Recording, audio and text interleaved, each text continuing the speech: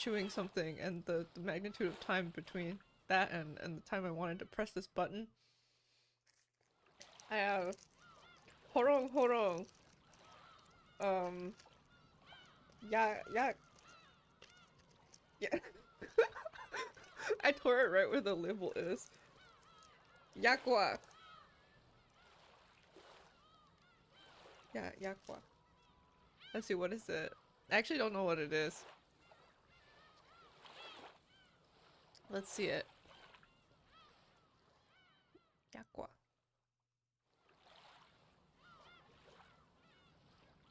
Korean honey cookies. It's a deep fried layered cookie made with honey, sesame oil, ginger, and soju. Oh. Cool. Huh? You can have some. Go get some. Wait, this picture looks totally different. I guess because it's the handmade one. And covered in a sweet, sticky syrup. When you chew one bite, syrup bursts out of the cookie, and it's juicy and crumbly in your mouth. This one's pre-packaged, so I don't really know if it's like juicy or bursting, but it's pretty good. It's kind of like what's that thing called? Gulab, the honey ball, the honey ball thing. Gulab jamun.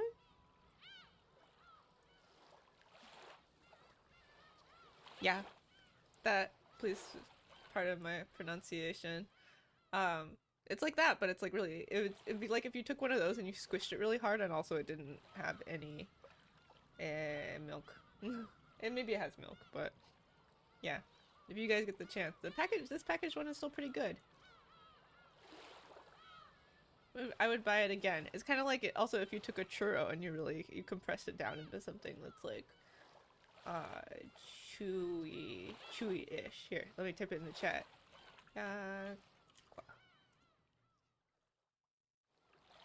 Yeah, recommend. I never had it before, but my friend gave me some, and I was like, wow. I think it's like not too sweet. I can't really taste the other stuff though. I feel like, this one says soju. This one has a chonju, a different kind of alcohol maybe. I can't taste the sesame oil either. But yeah, I love a really like dense thing. The same genre as like a baklava or something, I think. Yeah, it's good. Anyway, I ate half of it. You never realize how slowly you chew. I feel like I eat really fast, right? But then as soon as I'm like sitting in front of here being like, I don't think I feel like being on having my chewing recorded in ultra HD super high def audio, and then I'm like, maybe yeah, I gotta save that for the stream that's for it, you know. I also have some barley tea that I can't hold myself back from drinking liquids on stream, so I do it. Speaking of teas, though, somebody on Twitter, oh, I forgot who it was talking about Berncastel's tea selection, and was like, when I read that she drinks plum tea, it sounded so refined. And then I looked it up, and it turns out she's just drinking black tea with an umeboshi in it. She's so scary. I would try it. I would try. You know, like salty plum soda that has like the dried plum, like sparkling water, like umeboshi latte. Yeah. Fruit latte is surprisingly good. But salty plum soda that has the super sour dried plum and like salt and sparkling water is good. So it's good even if it hurts, even if it's painful. You push through and you have the reward of it tastes pretty good after you get used to it. Oh, I was trying to buy groceries the other day and I saw some packaged durian. And I was like, maybe one day. It was like $30. Yeah, you push through it's your reward for 2 hours of battlers boob grabbing. My god, I always forget that all of that happens at the beginning, and for a while I was like, I can't show people this. Is the screen a little bit cut off? Let me move it a little bit. No, it's perfectly aligned with the right side. That's just how big it is.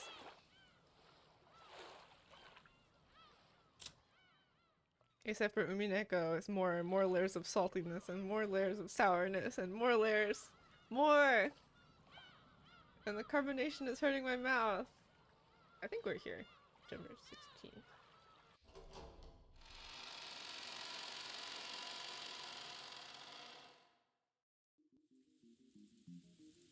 I'm gonna have to put a timestamp to skip the yapping on my YouTube video.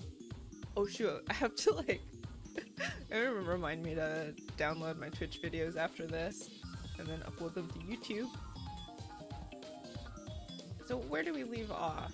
George? Oh shoot, George was just magicked out of his window. Alright. By a witch, of course. George did? No, I didn't see him. When did he come down? When, you say? Oh, what hour was that again? I think it was probably around 4 o'clock or 5 o'clock. At the very least, it was more than an hour ago. We got sleepy and probably dozed off after that, but I think it's probably like Jessica says, about 1 or 2 hours ago. I also remember something from around that time. I was asked if I wanted more coffee. Something hard to believe had happened.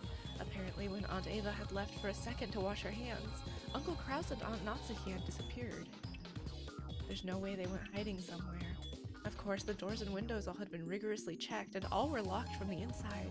Not one of them was broken. And that wasn't just true for the first floor. The second floor was the same. Again, all the doors and windows had locks built in a way that made it impossible to lock them from the outside.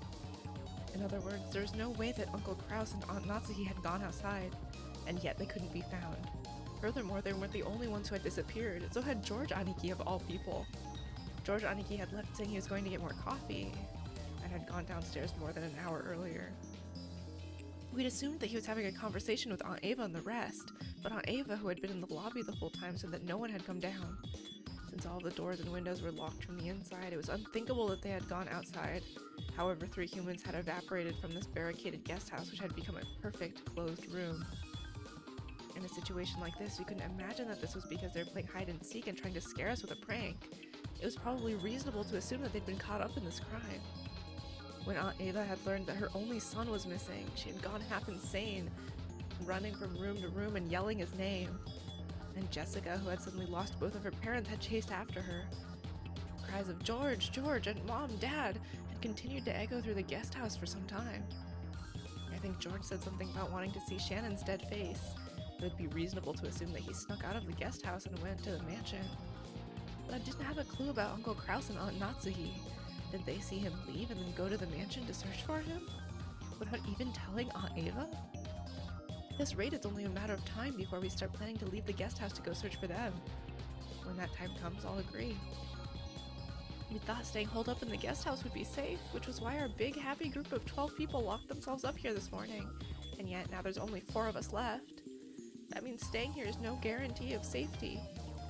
However, there's one thing we can't afford to forget. All the doors and windows were locked from the inside. This is a closed room. How did they manage to vanish from this place? How indeed, Valor? We searched thoroughly. However, we couldn't find any traces of someone hiding. The 3 of them had almost certainly been taken outside the guest house. I wonder how it was done. You don't think there might be something like a hidden door? A hidden door? The doors and the windows were built in a way that makes them impossible to lock from the outside. Even using a fish line, it would probably be impossible with the way they're constructed. So it may be reasonable to assume that they left via something other than a door or a window. You're right. That does make logical sense. No one can be sure that no hidden doors exist. However, before leaping to that conclusion, I suspect a much simpler possibility. And what would that be?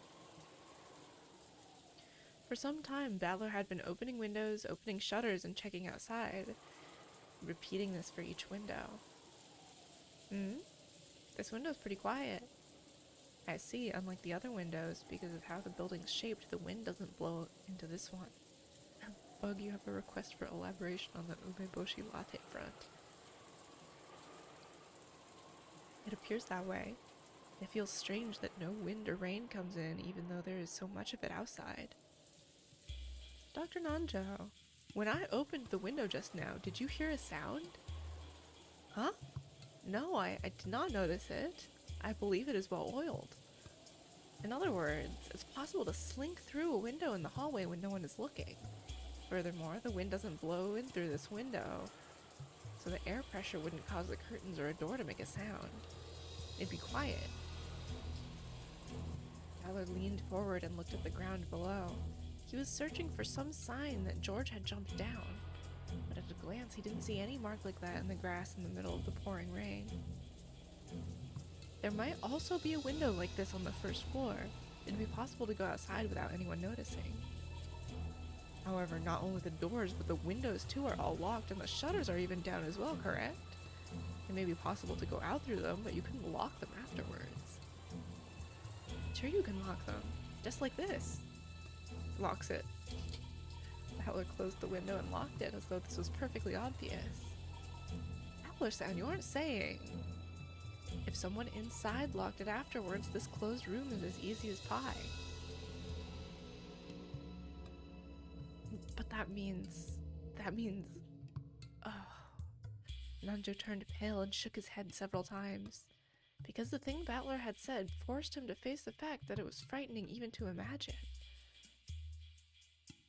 That's only... What? What's with this face, Battler?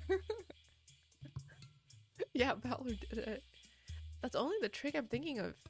That's only if the trick I'm thinking of actually happened, okay? However, with this trick, only a very limited number of people can be suspected. He didn't want to say it in front of Nanjo, but after eliminating Jessica, who had been with him the whole time, only Nanjo and Ava could have done it. I did not do anything of the sort. Yes, I swear it. In this case, it becomes a battle between Aunt Ava and Dr. Nanjo for an alibi. We just have to suspect both of you and confine the two of you separately. To say it the other way around, the more survivors there are, the more effective this trick might be. But since our numbers have shrunk so much, it isn't effective at all. No, on the contrary, there'd be a chance of having your own neck strangled by using it. It would have been more advantageous to make it look like the culprit was outside, to intentionally leave a door unlocked or break a window. If this disappearance drama had taken place midday today, I'd be able to claim this theory with full confidence. However, at this stage, I'm not confident at all. What's going on here? What in the world does it mean? This closed room. You don't think, What is it, Dr. Nanjo?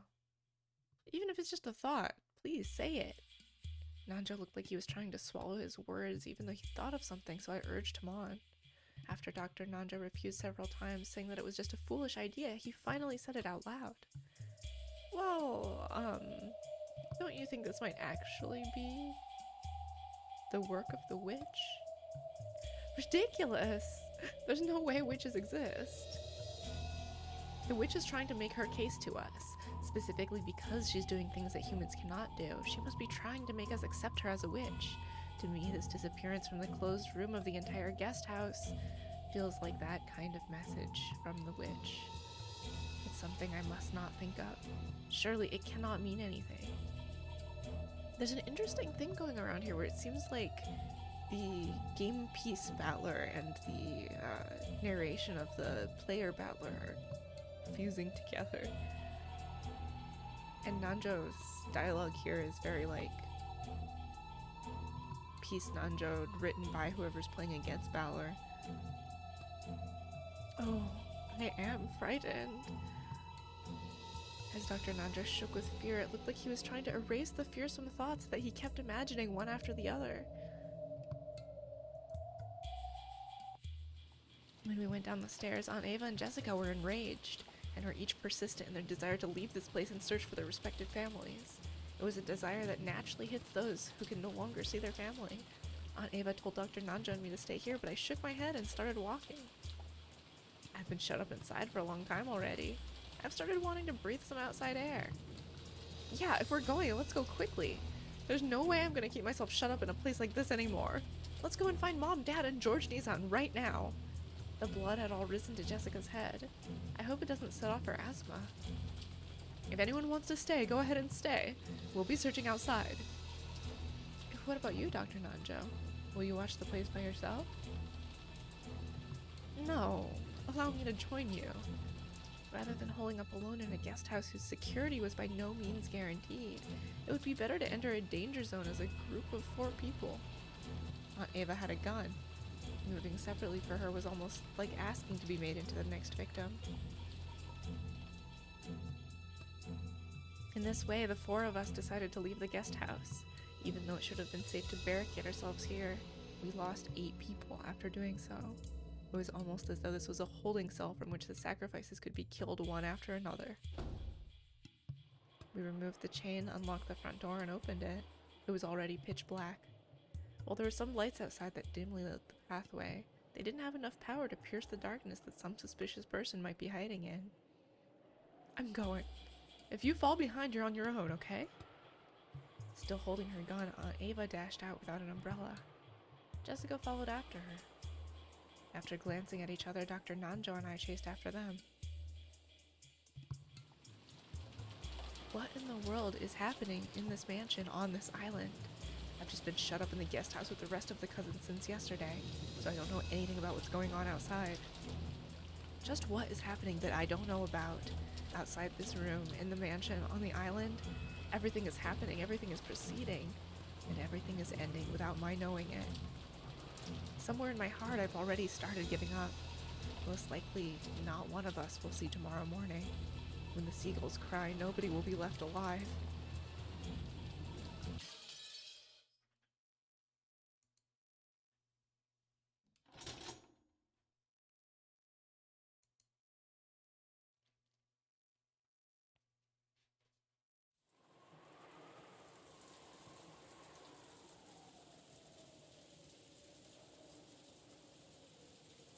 Dad, Mom, who would do something like this? Jessica's woeful voice echoed throughout the rose garden. Perhaps it was the intuition of a person who lived on this island.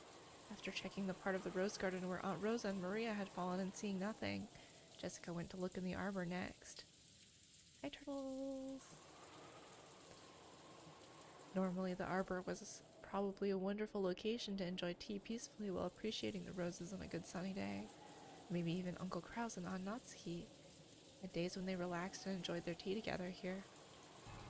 In that arbor lay their corpses. At least they aren't drenched in the rain like Aunt Rosa and Maria had been. But there was no way I could say that out loud to Jessica at that moment. What do you think, Dr. Nanjo?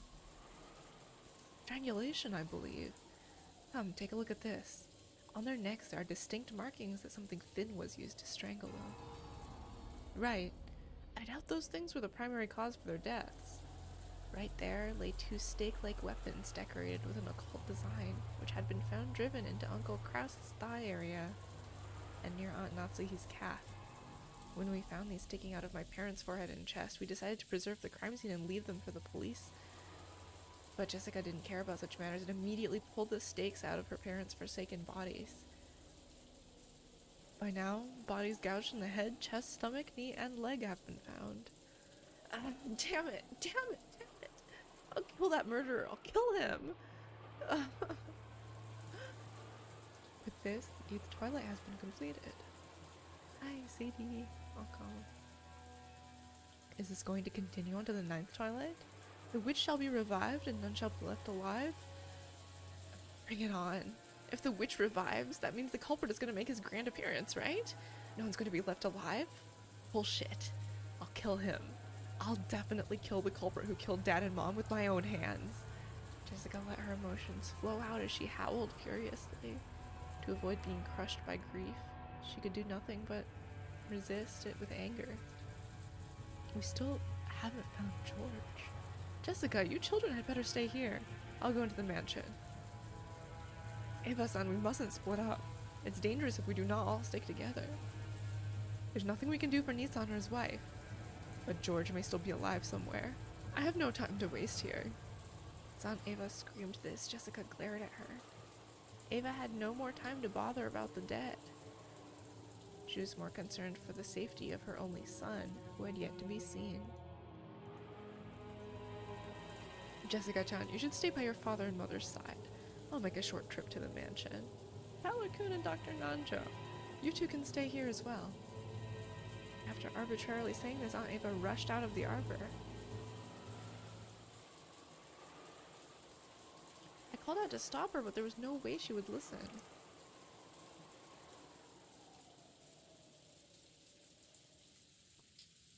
However, being alone in this situation meant nothing short of death. If we silently watched her leave, it would be the same as letting her die. Since Aunt Ava was unwilling to stop, we had no choice but to follow her. And while it may be cruel to say so, Uncle Kraus and Aunt Natsuki were already dead, so there was nothing more we could do for them. In the end, we had no choice but to console Jessica and head for the mansion together.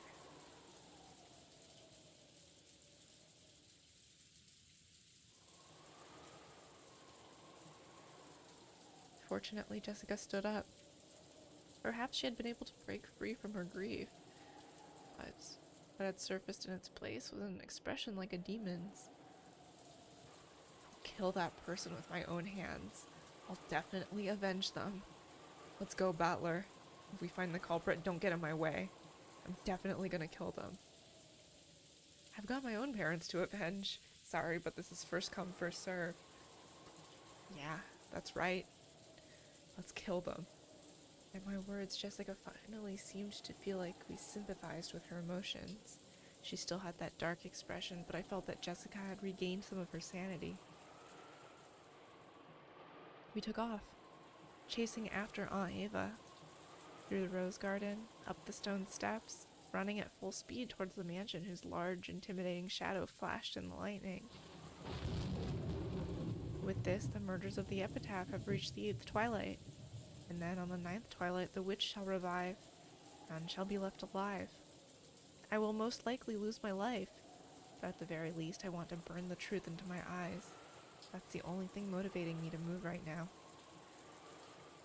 We were able to meet up with Aunt Ava, who was having trouble with the lock to the front door. It seemed that all the blood had risen to Aunt Ava's head. That was probably making her fingers clumsy. It looked like she couldn't even handle the simple task of inserting the key into the lock. Then there was a faint sound, the sound of the door unlocking, just as though it had waited for all the survivors to unite before opening. It felt to me as though the malicious mansion was trying to swallow up all the remaining humans at once.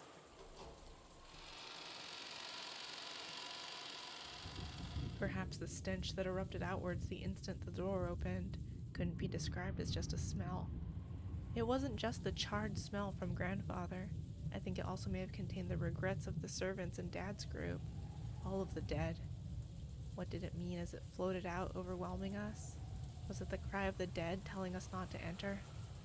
However, Aunt Ava didn't even flinch at something like that, and we, who had to chase after her, were forced to step into the mansion even after receiving that message.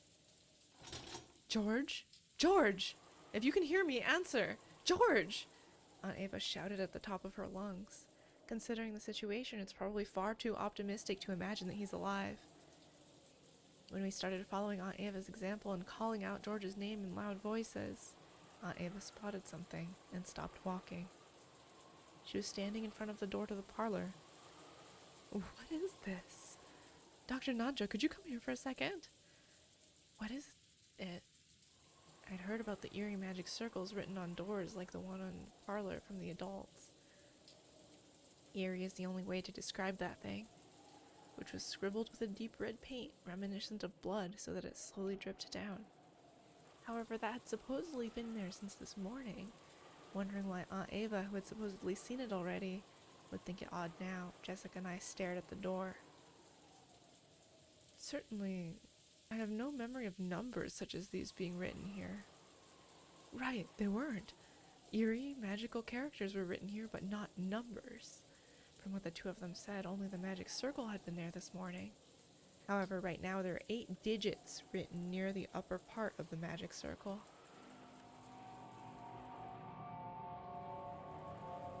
07151129.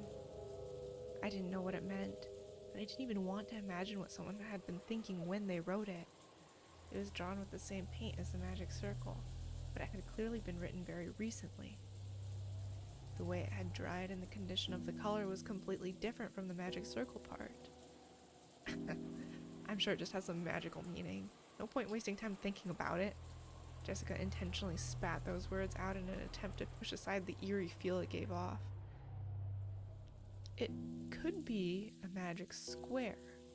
The idea that a ward against magic can reside in a certain sort of number play. I believe everyone has heard of the one where adding all of the numbers in each row and column leads to the same sum. Huh? Sudoku? Sudoku magic? Wasn't that a group of numbers buried in a rectangle? This is just a single row. I don't have a clue what it could mean. What Jessica-chan said is probably correct. There isn't any point in us wasting time thinking about it. Even though she said that, she probably suspected that it actually meant something. Ava was deftly writing that number down on an old receipt or something with a short ballpoint pen. Unless it had some obvious pattern, it'd probably be tough to memorize a code made up of an 8-digit number. Could this be a date or something? A date? What are you talking about? Well, it's probably coincidence, but my birthday is July 15th. Once I thought that 0715 might refer to July 15th, I figured that if 1129 stood for November 29, maybe that would fit perfectly. Why would your birthday be written in a place like this? And what's up with November 29? That's what I want to know. It's probably just a coincidence. When I thought about it, it started to feel a little creepy. What if someone's birthday was November 29th? That's not the birthday of anyone else in my family, not Dad or Kirie-san or Angie. And of course it isn't my mom's either. Nothing comes to mind. I don't believe it's Kinsa-san's or Genji-san's birthday. It isn't from my family either. And it isn't Rosa's or Maria-chan's. It can't be anyone in my family, and it isn't Kanan-kun's or Shannon's. I always give the servants presents on their birthdays, so I know it for all of them. But I don't know anyone who was born on November 29th.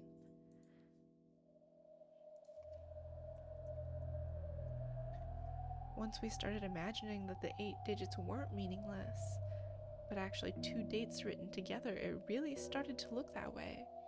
However, its true meaning may be something completely different, or there may be no meaning at all. Anyway, since we don't have any real clues, it's probably pointless to stand around here worrying about it.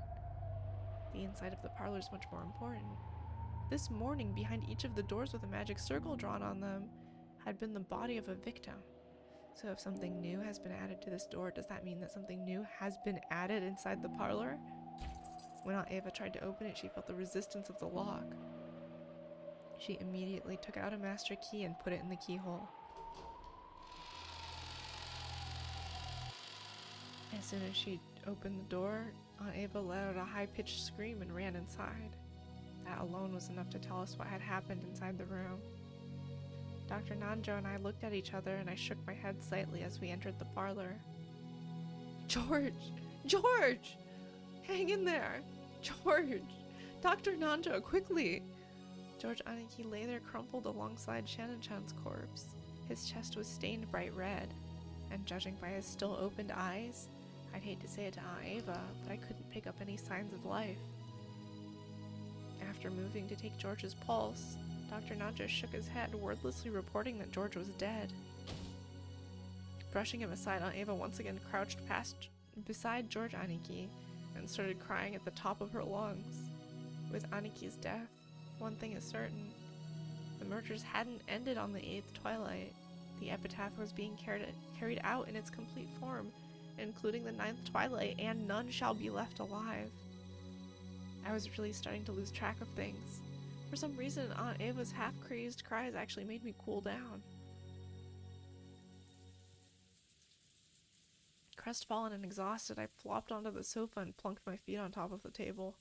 Maybe all these murders numbed my heart. Instead of just being frightened, I felt completely confused. Dad and Kirie-san are dead, and people have been killed off one by one, starting with the servants. And there's been a hell of a lot of them by now. I don't know when the first murder happened, but they might have been killed at a rate of about 1 person per hour by now.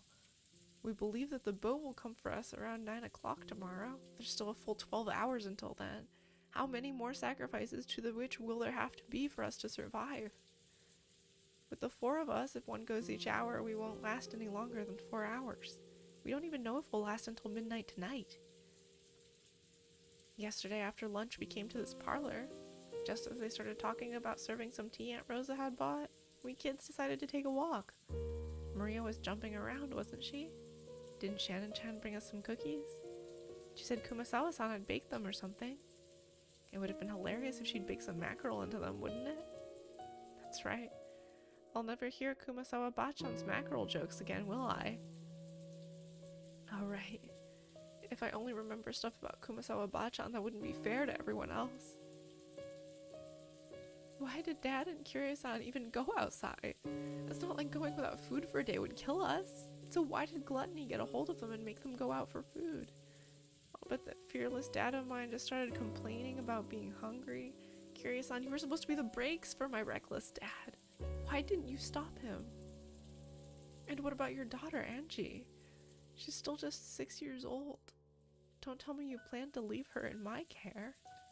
After all, it's doubtful now whether even I'll be able to leave this island alive. Stop. Why are you fighting at a time like this? Jessica-san, stop!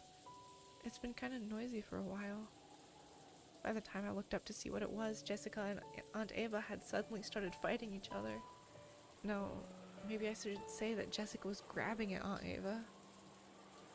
Aunt Ava killed Dad and the rest. There's no other explanation. How foolish. Why should I know anything about what happened to your parents?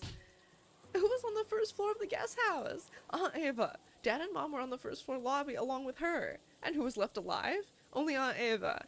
Why? It's obviously because you're the culprit. You killed Mom and Dad, carried them outside, and then shamelessly locked the door, trying to make it seem like it was the witch's doing. Then why do you think George disappeared? He never came down to the first floor. So did he disappear from the second floor? And who's on the second floor? You people were, right? You knew, didn't you? You knew that George slipped out of the guest house, and you brazenly acted as if you didn't know anything. If you'd stopped George, he'd be... I said stop. Jessica-san was in the cousin's room the whole time, and Ava-san was on the first floor lobby the whole time. Neither of you is responsible for anything. What we have here is simply the sadness of losing family members. The culprit is no one, nowhere. It is all just the witch's fault. So stop hating each other, you two. The witch's fault, huh? I wonder if that's a good way to cool down the situation right now. Yeah, I finally understand why 3 people evaporated from the guest house when all the doors and windows were locked from the inside. This is what they were after. Making us think the culprit was inside and sparking this ugly mutual hatred. Has to be the culprit's, the witch's goal. But if that's the case, how did the culprit lock it from the outside? When Dad's group was attacked, their master key was definitely stolen. But the doors and windows to the guest house were built so that you couldn't lock them from the outside no matter how hard you tried. So that master key should have nothing to do with the guest house closed room. Jessica and Aunt Ava were turning their sadness at losing their blood relatives into anger at the person in front of them. Dr. Nanjo was trying to step between them. And I sat in the sofa staring up at the ceiling, thinking about things that didn't even matter anymore with a worn-out expression. I just couldn't believe that this was the same parlor that had been so warm and pleasant midday yesterday, for just a short time before the typhoon hit. What? Wait. The sudden sound of a gunshot shook me out of my half-asleep trance. Smoke was rising out of the barrel of the gun Aunt Ava held. Jessica had fallen to the floor and was covering both of her eyes. Aunt Ava and Dr. Nanjo were looking down at her in shock. Are you okay, Jessica-san? Jessica-san! It hurts! It wasn't my fault. This happened because you came at me even after I told you to stop. Hey, wait a sec, what's going on? So did Jessica grab at Aunt Ava, which turned into a scuffle? Did they start fighting over Aunt Ava's gun? Did some kind of impact cause the trigger to be pulled? I didn't know if the bullet had grazed her or if she'd been burned by the discharge, but either way, Jessica was covering both her eyes, screaming, "It hurts," and rolling around on the floor. "Don't worry, calm down. It's not a serious wound, so get a hold of yourself." "My eyes hurt. It hurts. I can't see. I can't see." Dr. Nanja let Jessica borrow his shoulder, saying that he would tend to her in the servant room. The servant room in the mansion had a bed and a first aid kit and was able to function as an infirmary. "Damn it! You killed Mom and Dad! I'll kill you! I'll kill you!" "It wasn't me. It wasn't me." "Jessica-san, you'll aggravate the wound, so don't move about. Come, let us go to the servant room." Jessica continued to curse Aunt Ava as her parents' murderer. It seemed that Aunt Ava couldn't conceal her trembling at the fact that she had pulled the trigger, even if it had been an accident. "It wasn't my fault. It happened because that kid jumped at me. I didn't kill anyone. More importantly, who killed George? That's right. Who killed George? George! It isn't my fault. It isn't my fault." "Wait a sec, Aunt Ava.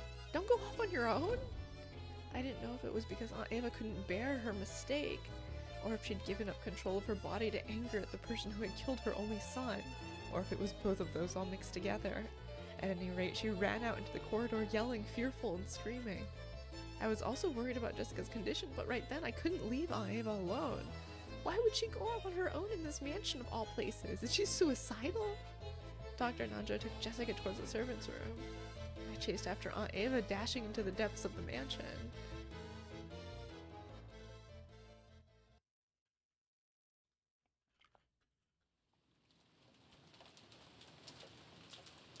After setting Jessica on the servant room bed, Nanja told her several times not to touch her eyes and examine the affected area.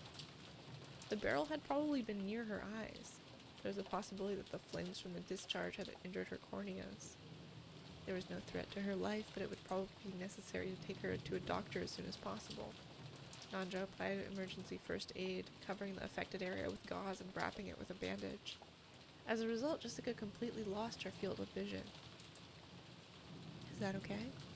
The wound may hurt or itch, but you mustn't scratch at it or rub it. When tomorrow comes, let us go to an ophthalmologist as soon as possible." That bitch. She really was trying to kill me. If the angle had been just a bit off, I'd have been killed by now.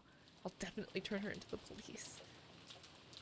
Ava's son would not do such a thing. That was an accident. You called that an accident? She killed Dad and Mom. There's no way any 19th person or witch exists on this island. She's behind everything. She was the only one on the first floor of the guest house. George Nissan must have seen her kill Mom and Dad, and she killed him to keep him quiet. It's the same with Grandfather and the servants. I'm sure she snuck out of the family conference last night and killed all of them. If that is indeed the case, then we'll find out about it as soon as the police investigate. The police are incredible, and with their powers of discernment, there is nothing that cannot be understood. There is no need for us to suspect or hate anyone. The police will resolve everything. So for now, Jessica-san, you should devote yourself to resting your body and keeping your eyes safe. Of course, if you wrinkle your forehead too much, it will do nothing good for your eyes, not to mention your beauty. When Jessica's abuse of Ava had reached a crescendo, she actually had started glaring instinctively, and the pressure on her eyes had hurt her. Jessica herself realized that the more she talked, the more the wound would hurt, and regardless of whether she'd overcome her suspicions of Ava, she regained her composure for the time being. She killed them. Dad and Mom. And Shannon and Kanakun. Kanakun. She'd heard that Cannon had been killed in the chapel. Jessica still hadn't seen his face after he had died. Jessica was now less fearful about the fact that she was blinded, and more frightened that the police would carry Cannon's body away while she still couldn't see, and that she would have to say her final farewell without being able to look at his face. Her anger at the culprit and her sadness at the death of the person she'd liked, those mixed emotions started her crying. But right now, tears were actually painful for her, so she wasn't even permitted to leisurely remember his face in bygone days. Jessica could do nothing but sit on her bed and let her head droop, withstanding the pain.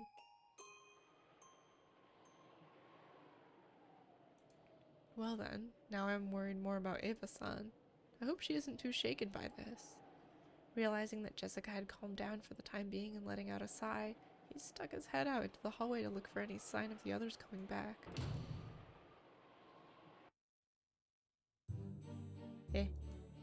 Then their eyes met. Nanjo, unable to understand who this person was bewildered for an instant. I heard that people who have lost the power of sight have zero anti-magic power and magic resistance power. In other words, you're an isolated pawn right now. Understand what that means? What did you say? Nanjo had no way of understanding who the person in front of him was, much less what she had just said. Dr. Nanjo, what's going on? Unable to see, Jessica had to rely on voices alone to make out the situation. But since she heard Nanjo say something in an uneasy tone, she tightened up, thinking that something bad might have happened. Stop, please! Please don't kill me! I have a sick grandchild! I mustn't die here! Please spare me! Dr. Nanjo! Dr. Nanjo! Jessica couldn't do anything except call out from the bed. Judging by the tone of his voice, Nanjo was in the corridor confronting someone, and he was scared. His life must have been threatened just a second ago. No, stop it! On the 9th twilight, the witch shall revive, and none shall be left alive. The witch pointed the end of her gold staff at Nanjo. Even though he didn't know what she was planning to do, Nanjo assumed that she must be trying to take his life. Dr. Nanjo! Dr. Nanjo! Is someone there? Answer me! Stop it! A sharp sound echoed, and just as sharply the tip of the golden staff tapered and stretched, slicing into Nanjo's forehead. Jessica, who could only try to grasp what was happening with her ears, had no clue what was going on. But even so, she was able to realize that with that sound, Nanjo had died. And she could tell that that person was now in the corridor right in front of the servant room. Furthermore, since she couldn't see, she wouldn't be able to run away, much less resist. Knowing that she was a mouse in a trap in a life or death situation, Jessica shuddered. Oh, Jessica, too bad your eyes got injured. Now you can't even escape. I'm gonna play a whole lot with Nanjo's corpse now. When I get bored of that, I'll kill you next and play a bunch more. No, wait. If I've got you here blind already, I won't wait until you're dead. I'll have a lot of fun with you before I kill you too. So wait there shaking for a while, okay? As you try to imagine all the ways I'm playing with Nanjo's corpse. Jessica was struck with fear and let out a frail scream. She wanted to scream in a much louder voice, trying to get someone to help her, but she couldn't. When faced with true fear, it clogs up a person's throat. Right then, Jessica could barely even breathe. Help me! Help me! She searched around with her hands, trying to find some way to escape. But even though she should have known this room well, just being unable to see made it like a closed room of darkness. She ran into a shelf or something, and things like candy jars and bottles fell down, hitting her on the head. As she was now, it would have been tough for her to even guard her head to block it. She was painfully aware of how powerless humans become just by losing their sense of sight. Of course, she had no time to be impressed by this fact. She crawled around at random trying to escape from that place, but she kept bumping into things that she didn't understand, getting hit by various falling objects, and it felt like the entire room was alive, bullying her and refusing to let her escape. Then a footstep could be heard from that presence in the hallway, and then a voice. She'd probably poked her head into that room since Jessica had been so loud. You really are noisy. Act like a lady and wait there on the bed, because I'll give you a wonderful blood-red death outfit fitting for such an honored daughter. Something good enough to make the person who finds you faint, okay? Until just a second ago, she had sworn that she'd kill the culprit if she found one. However, she was now very powerless. She couldn't do anything except let out a scream, crawling around on the floor and bumping her head into the bed and the legs of desks. Help me! Help me! Someone help me! Dad, Mom, Battler, someone come! Help me, Ken and Kun! In the corridor as the witch thought of how to toy with Nanjo's life. A single gold butterfly secretly watched that scene from the corner of the hallway. It was Beto, who had barely escaped with her life once before. The gold butterfly softly returned to human form. It was faint and transparent like a lace curtain. By now, her power was so weak that even maintaining this form was difficult for her. Right next to her, Ronove also appeared. It is unlikely that Jessica will survive. Of course, there were to be no survivors from the very beginning. She has grown feelings of love for Canon. I have toyed with them at times. However, such behavior was shameful for a witch. Love is the single element. Romantic love is even more pure, more sacred. Though for some reason you seem to despise it thoroughly, milady. Teacher told me, magic exists to bring people happiness. That's something I myself must have been aware of in the past. When I forgot that, I stopped being a witch, and so I lost the right to be Battler's opponent. I can hardly believe it, milady. Do you actually intend to rescue Jessica? It will be dangerous. I know. Even if I do save her, she will become a plaything of the witch's banquet when the door to the Golden Land opens. But even so, that death would be far more compassionate than what that person would do to her. The witch's banquet steals lives in a terrible way, but it does not do so more than once. It does not toy with life and death. However, that person is different. She kills over and over. She kills for fun. There's not even a trace of compassion there. I want at least to save Jessica from that kind of cruel fate. Certainly, by carrying that out, you would probably be praised as a good witch. However, the new Beatrice-sama already views you as hostile, milady. If you were to be seen by her again, you would not have any method of escape this time, correct? When I reunited George and Shannon, I finally understood what a witch is, and what magic is. I am a witch, I must act as a witch, and I must be acknowledged as Balor's opponent, and make Balor accept me as a witch this time around. The road to that goal may be long and difficult, however, if I do not take a step forward here and now, I won't be able to call myself a witch. I understand your feelings, but how do you plan to rescue her? There are not many forms of magic that your body is capable of now, milady. Do you not have to borrow George's power back even when you revived Shannon? Indeed, and for that very reason I may be able to save Jessica. Right now she is begging for Canon to save her. If I can borrow the power of that emotion, my magic may be able to knock on the doors of the land of the dead once again. You may be able to knock. However, you would use up all of your magical energy. If you were to be spotted by the new Beatrice-sama, you would truly be without a method of escape. I am no longer your butler, milady. Understand that I cannot assist you if the situation worsens. I know. By now I have toyed with and taken more lives than I can count, so I may not be able to make up for it, except by saving the same number of lives, bringing them through that door. I had nothing to lose in the first place. I am just a gold butterfly who has passed its name and magic power on, and who is no longer acknowledged as a witch. What about Balor-sama? You are partway through a game with him. He has said that he would wait until you returned. Are you truly satisfied to end it here? You have a duty to return to the sea across from Balor-sama, milady. For that very reason. If there's a life that only I can save, I will save it. And I will be accepted as a witch. I must become a witch. If this is training, it is a very childish thing, nothing that compares with the evils I have committed before now. Vanish, Ronove. Watch what may be the final magic of a single butterfly who used to be called a witch. Certainly. Please show me magic that will not disgrace the name of the Golden Witch. And I pray that it is not your final spell. Go, my friend.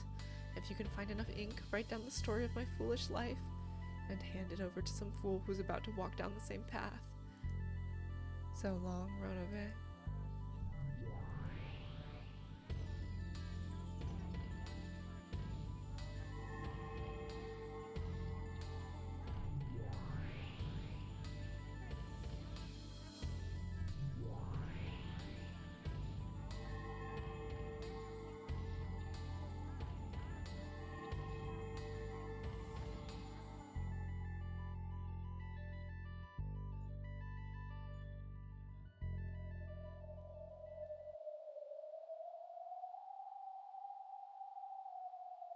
Kanan-kun, where are you?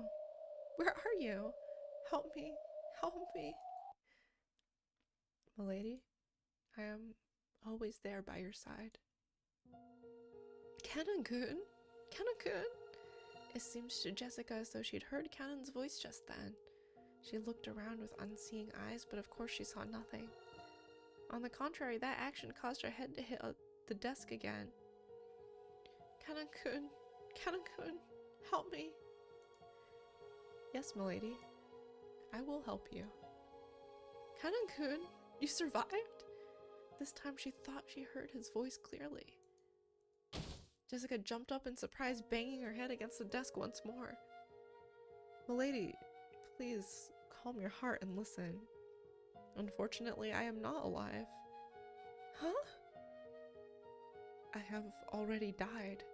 However, that witch came to me to tell me of your peril, and she gave me just a little bit of time so that I could save you, milady. Please calm your heart even more. If you do, my form will become visible even to you, milady.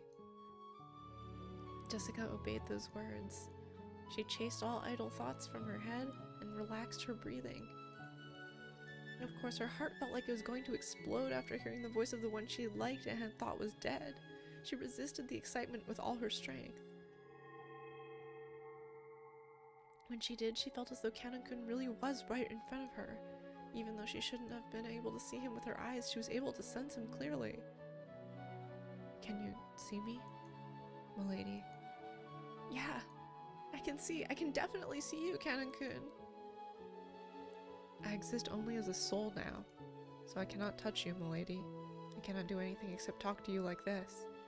With my current weak existence, I can do nothing more than that. But I should be able to be of some aid to you, milady. So we can only talk. I can't touch you, Kanan-kun. I am now more fragile than smoke from a candle. So much that if one of the living such as you were to touch me, I would be wiped away instantly. So please don't try to touch me, because I am also holding back my desire to touch you, milady. Okay.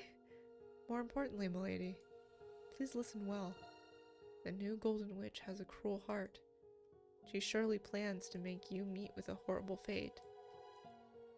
You must escape from this room and hide. How? I can't see anything. Quiet. I will be your eyes, milady. Please move in accordance with my instructions. First, please crawl 3 steps from there, then stand up. You are now under the desk, milady. If you stand there, you'll hit your head. That was under the desk? Okay, 1, 2, 3. I'm gonna stand. Well done. Next, please turn to face towards 9 o'clock. Yes, well done. This is pretty embarrassing. Ow. Are you okay? Does your wound hurt? No, I'm fine. What next? Jessica thought that if this was a dream, she didn't want to wake up. And if she were allowed to, she would have wanted to take off the bandage covering her eyes and see him. However, if she did that, Kanan might vanish like frail candle smoke, just like he himself had said. She was afraid of that. So she satisfied herself with just listening to his words once more, repressing her desire to see him, to hold him. Therefore, what hurt her eyes were now tears of gratitude. Tears of gratitude for the god, or maybe the witch, who had given her this miraculous moment. Is this okay? If we keep talking like this, won't we be noticed by her? Won't our voices be heard? I have erected a secrecy barrier. As long as we don't make any loud sounds or speak noisily, no one will notice us. That's why people can't tell when I'm around. I don't really get it, but anyways, we'll be fine as long as we stay quiet, right? What should I do next? Please walk 10 steps in that direction. You will touch the sofa. Please continue along that. Do it slowly. Stay calm. Believe in my words. Sure. It's weird. Even though it's so scary not being able to see, I'm not scared at all if you're with me, Kanan-kun. Yes, that is the sofa. Trace it to the left while advancing slowly. There's a table just to your left. Be careful not to bump into it with your shins. It was a very, very strange and bizarre team effort, even though she would have been killed in an instant if the terrible witch noticed her. There was no fear in Jessica's heart. She was being protected and guided by Canon, someone she thought she'd never be reunited with.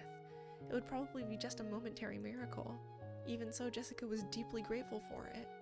If she'd hoped for too much, she was sure that he would disappear, so she tried not to ruin this faint miracle. And trying to engrave this moment into her heart for all eternity, she slowly continued to walk, obeying Canon's voice. Okay, if you walk 10 more steps, you will exit the servant room. Then please turn to face 9 o'clock and keep walking very slowly. Put your hand on the wall to your right and keep on following that. I will take you to a safe room. If I go there, will you leave, Canon-kun? Canon didn't answer, but his lack of an answer was enough to tell her the truth. Then, no way! I don't want to go! If you stay here, you will be killed by the witch. I don't mind. If I'm killed, I can go to the world where you are, Canon-kun. Milady, please listen to me. The human world is too bright and painful for the dead like me, so I cannot stay for long. So, Milady, please allow me to use what time I am allowed to guide you to a safe place, because after that, I will stay with you until my time runs out. Is that the very best you can manage, Canon-kun? Yes. In exchange, I will stay by your side as long as possible. I will stay with you and talk with you, milady. Talk about what? What do you want to talk about? I don't care what, as long as you're willing to tell me, Canon-kun. Well then, I will tell you the story of a cowardly servant boy who lacked all courage. The story of a foolish and pitiful boy who fell in love with a young lady as radiant as the sun. Even when the lady confessed those same feelings to him, he lost to his cowardice and was never able to be honest with his feelings while he still lived. Yes, then I want to tell you a story too. It's the story of a cowardly girl who couldn't muster the courage to tell the boy she loved how she felt much, much more often. The story of how that girl, after being reunited with that boy by a miracle from God, used that chance to finally muster up her courage. I also want to hear that. So for that reason as well, let us go. To a safe place. Yeah, if I could be with you, Canon-kun, I would walk however far, however long it took. I don't need eyes anymore. If you tell me to step forward, I will take that step even if it leads off a cliff. Thank you. Come, milady. Let us go. The first 10 steps. I don't like it. I won't do it. Unless you call me Jessica. Understood. Well then, Jessica. Take the first 10 steps. Yes, Kenneth could.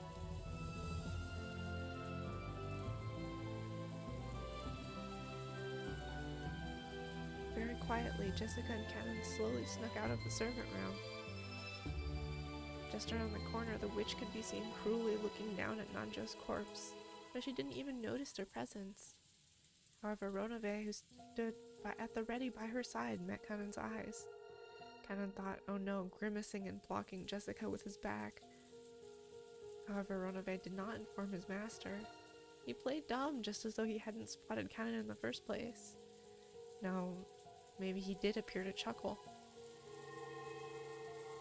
From a finger on Ronove's hands, which were joined behind his back, a single small gold butterfly appeared, flying in front of Canon as though guiding him. It went unnoticed by the master he served.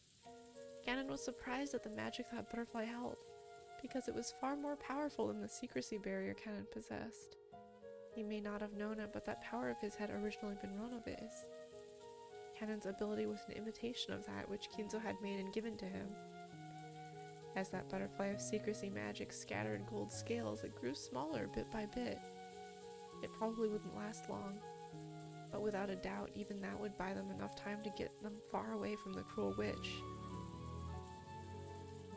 Okay, milady, let's follow that wall and keep walking. Keep going. Keep going. Yeah. If I can be with you, Kanan-kun, I'll keep on going. On and on. Led and protected by the small gold butterfly, the pair, separated by the wall of life and death, slowly walked away towards the end of the corridor.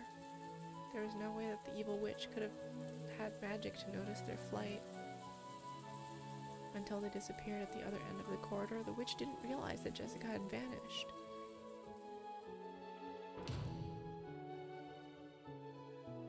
By the time the gold butterfly Ronabe had evaporated completely, Jessica had reached the parlor.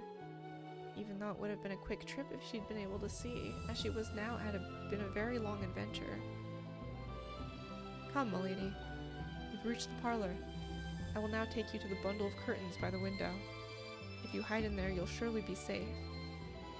Inside the curtains? Not bad. I used to hide in there a lot long ago. Beatrice-sama... Huh? Kanan called out the witch's name. Jessica looked around in surprise, but she obviously couldn't spot the witch when she couldn't see. Beto had appeared once again with a faint form. Kanan squared off against the figure of the evil witch, but Beto's expression was soft, or even pitying. I don't know what sort of whim led you to revive me, nor do I understand what you are thinking now. Oh, it was nothing more than a whim. No, this is how witches should be. It took me 1,000 years to realize that. That is how foolish it is. Who is it? Who's there? Milady, be quiet. She's the witch, Beatrice. I owe her, because she let me be with you one more time. The witch Beatrice? Forget about me. More importantly, you should quickly hide that girl in the shadows of the curtains. You probably do not have much time left. You may spend it having a final conversation with Jessica. A secret meeting inside a bunch of curtains? How clever you two are.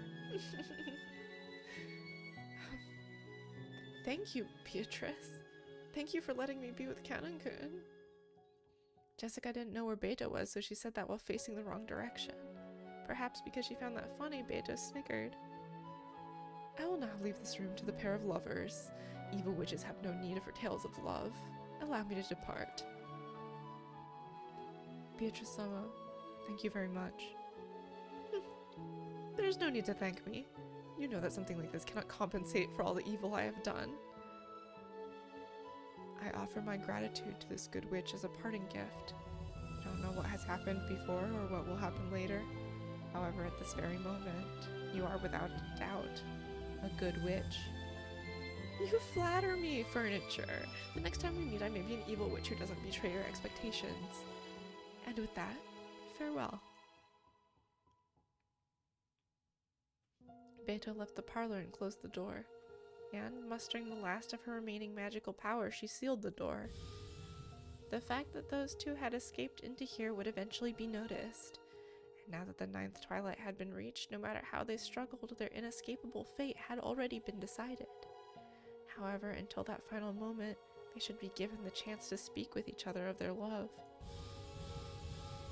The witch poured out all of her magical power to protect their time together, so that no one would be able to defile their time alone until the last possible moment. At that time, Beto noticed something. Her body had been detected by a magical searching technique. The evil witch's Furniture had sniffed this place out. So boorishness is the witch's way of doing things after all.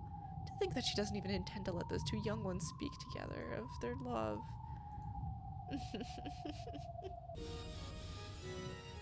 45 data received. Checking target confirmed as the predecessor Lady Beatrice. Analyzing parlor defensive wall. 72 layered defensive wall, attack-proof barrier, and anti-magic armor. Sniping into the parlor will be impossible. Data link to 410. 410 data received. Then we've just got the predecessor Selma first. Yeah. Great Lady Beatrice, your firing permission, please. Go ahead and shoot. Oh, and avoid her vital areas. There's something I want to ask that old hag. 410 firing. The Chester sisters' gold bow released a gold snake. It crawled down the corridor, starting from the front of the servant room, aiming for the parlor as it drew a soft, snake-like, curved line trajectory. And pierced Beto's chest.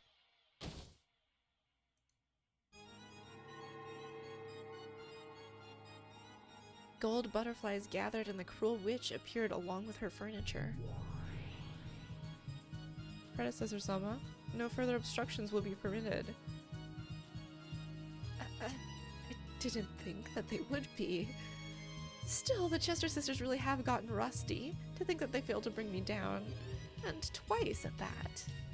Ronove spoke in a manner befitting the witch's butler. As she pushed her pain aside, Beto grinned and spoke back. But my apologies, Predecessor Sama. We were ordered to avoid vital areas. As soon as we get the order, we can pierce you at any time. We can pierce a hole in your ears, a hole in your belly button, any hole you like. The gold snake that had pierced Beatrice grew even longer, drawing a funnel-shaped helix and awaiting its next order. It was prepared to pierce a vital spot as soon as the evil witch told it to. For what reason would someone like you, who's no less brutal than I, make them avoid my vital areas? New Beatrice. I wanted to ask you something. I don't know what kind of trick you used to escape, but we thought we took you out, right? Why is it that even though you could have escaped by hiding, you took the risk of appearing again? It can't be that you came back just to protect those two young people, right? Well, who knows? And just a second ago, why'd you do something as soft as reviving the lovers and reuniting them? The more I hear about you, the more I learn that I don't even reach up to your feet as an incarnation of evil. If you're like that, why did you suddenly start acting so mildly? That's what I wanted to ask. I am brutal, therefore I am fickle. What purpose could questioning that possibly serve? Chester sisters, sew her! When she ordered that, the gold snake that was curled in a helix and suspended in space moved as fast as a real snake going after its prey, and pierced Beto's body multiple times from both sides, its gold tail drawing an X shape. As the cruel witch had ordered, it drew a cross-stitch through Beto's chest. The gold thread made a squeaking sound and tormented Beto. Rather than a gold snake searching for its prey, it waited for orders like a sewing needle ready to sew Beto. If it's you we're talking about, there's no way it could have been a whim. I've heard about you, and I've learned you're such an incarnation of evil that I don't even rise up to your feet. I thought I was truly a fitting successor to you, but you've always been in the way. You always say warm, pleasant things that shock me. What changed you?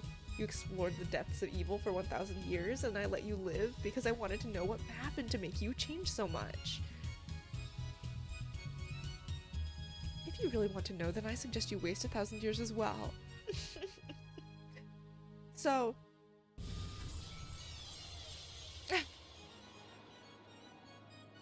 Beto's chest was once again sewn with a golden cross-stitch. It tightened once again, squeezing fresh blood from Beto's chest. The intense pain it caused ran in conflict with its beauty to the eye. You might be one of those things that disappear when they die and don't leave a corpse, so I'll kill you slowly. But if you answer my questions honestly, I'll let you die easy. I'll give you a splendid, gorgeous death, perfect for my predecessor Sama. I'll sink you in a coffin filled with water and roses. Isn't that wonderful? And you still won't talk? About the reason for your change of heart?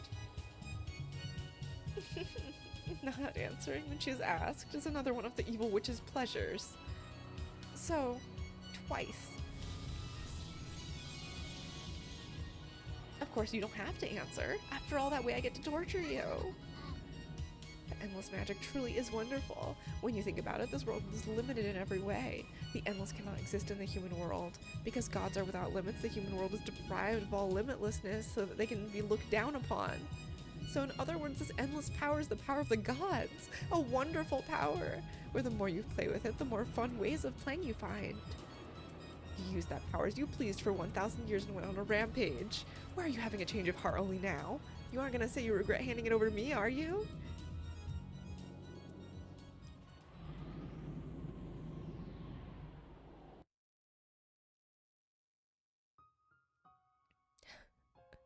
How could I regret it? The endless magic you believe in is no magic at all. True magic lies in a deep abyss that you most certainly cannot reach. And this is what you realized? Then what is it? Wander about for 1,000 years without realizing, foolish witch. So, 3 times this time. Beto's chest had been embroidered with the gold thread. It tightened even more, causing Beto more and more pain. Well, that's fine. I'm no longer curious about what kinds of revelations an old hag who refuses to die might have had. I'm bored now, so I'll just kill you. If I do, the barrier around the parlor will dissolve. Then I'll torture Cannon and Jessica to death a whole bunch of times. Being able to have 2 lovers as my toys at the same time sounds pretty fun, right? Kill her. Without missing by a millimeter, the gold sewing thread shot through Beto's heart. That intense pain was worse than all of the pain before that put together.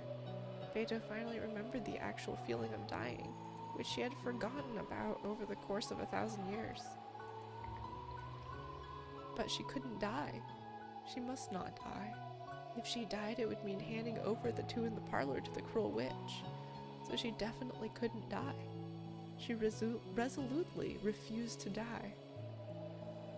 New Beatrice, I have a request. The lovers' meeting between the 2 in the parlor will not last long. In the amount of time an hourglass can measure, Kenan will probably vanish into the land of the dead. Would you please allow them at least that much time? No way! Isn't tearing apart 2 who love each other fun? You said so yourself, so I want to try it. In that case, I mustn't allow you that pleasure. Yes, it can be fun tearing apart lovers. Really? I'm sure it is fun, so don't get in my way. So more. So. Forten understood.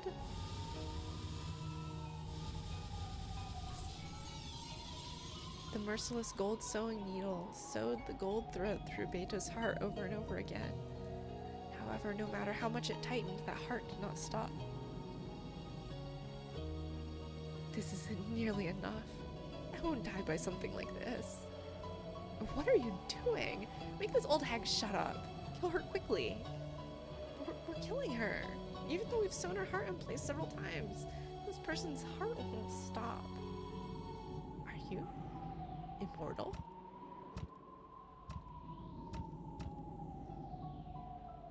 Of course not. I've handed the endless over to you. My heart will not beat many more times.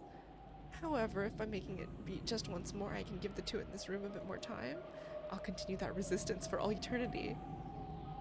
So, keep sewing until her heart stops moving.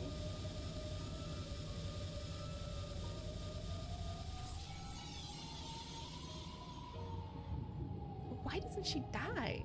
It's impossible. Why isn't her heart stopping? Even though it's been sewn in place. Who cares? We'll make this heart explode from the inside now. How pitiful, and you could have died cleanly if you hadn't resisted us. As they said that, even though the gold needle and thread made round trips over and over again, Beto still didn't die. The cruel witch eventually grew pale at how bizarre that was. What in the world are you?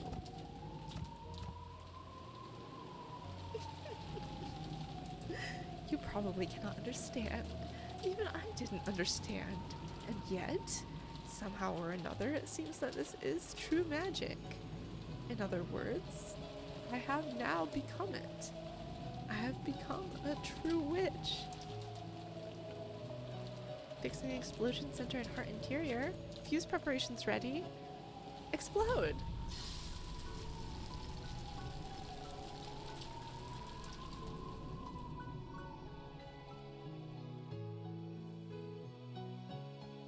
There was a terrible sound, and gold leaf was scattered around the area along with a cloud of gold butterflies.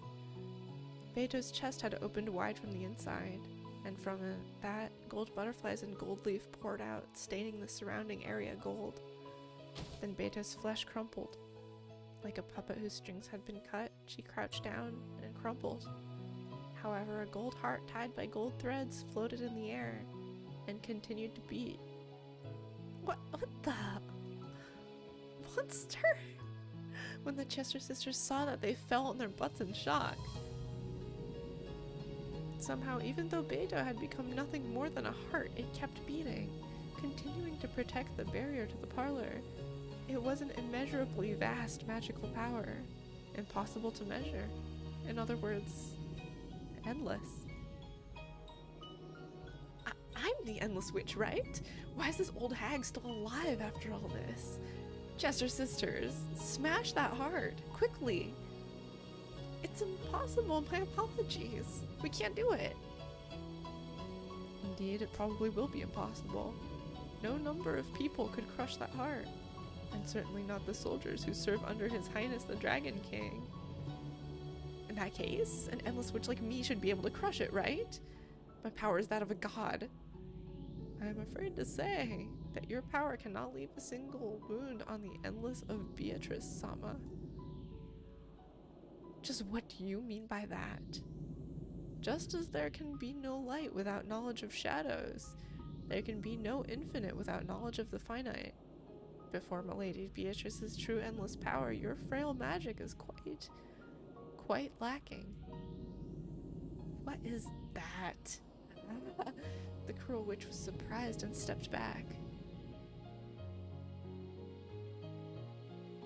It was thinner than a lace curtain, but Beidou's form, no, Beatrice's form, was still standing there. Even after being laid bare so tragically like this, she refused to let evil through that door. At that time, a shadow just as thin as Beatrice stood behind her. It was Canon. Beatrice-sama, thank you very much. I won't forget what you've done for us. I'll hear those words of yours once the number of my blessings has surpassed the number of grievances I had caused. Was that long enough? Yes, truly. Thank you very much. And Beatrice-sama, you have also done enough. Please, be at peace. Is that so? Is this enough?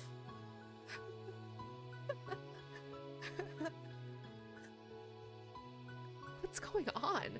Why are you guys calling that old hag Beatrice? Beatrice is my name, right? It's got to be since I'm the new Golden Witch and Endless Witch, right? How rude. How dare you claim Beatrice-sama's name? I'm afraid to say that the name of Beatrice-sama belongs to the one crowned as the Endless Witch. Right now, you are the predecessor. What did you say? Farewell, Canon. I'm sure I'll see you soon enough. In a new nightmare. In the nightmare of a new night, I will once again be your companion, Beatrice-sama. With that, if you would excuse me. Canon's form grew faint and he disappeared into thin air. After watching him go, Beatrice's form also grew faint and, before disappearing, it slumped over onto the floor. Then there was a splat. The golden heart that had been floating in midair lost its sparkle, became blood-stained flesh, and fell to the ground. How frail it was. It was ragged and full of holes, but until a moment ago had sparkled so much, had continued to beat so forcefully, that heart still just barely managed to beat. However, it was only a matter of time before it stopped. Beatrice, whose form had become fragile and faint like incense smoke, lay on the floor, steadily watching her own heart. There the cruel witch could be seen. What did you mean, endless? Aren't you actually collapsed in a heap right there? How can there be a finite infinity? That's a contradiction. It couldn't exist. This is the limit of your magic. The endless is better than the finite? Beatrice no longer even had the will to respond. No, on the contrary, it was doubtful that the words of the cruel witch even reached her ears. If you're a real endless witch, try standing up. How's it going? You can't stand, can you? Why do you think you can't stand? It's because you aren't the endless witch. The cruel witch poked Beatrice's heart with her fingernail. Beatrice had no words with which to respond to that provocation. However, instead of words, she returned a single expression. It felt humiliating only to the cruel witch, because she had gently curved her mouth and smiled.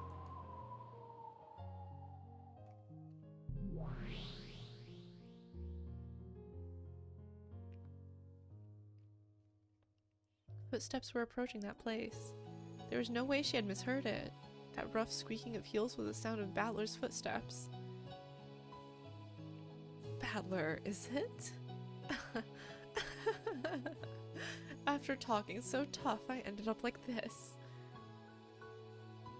I've been trying to become the true witch you talked about, in my own way.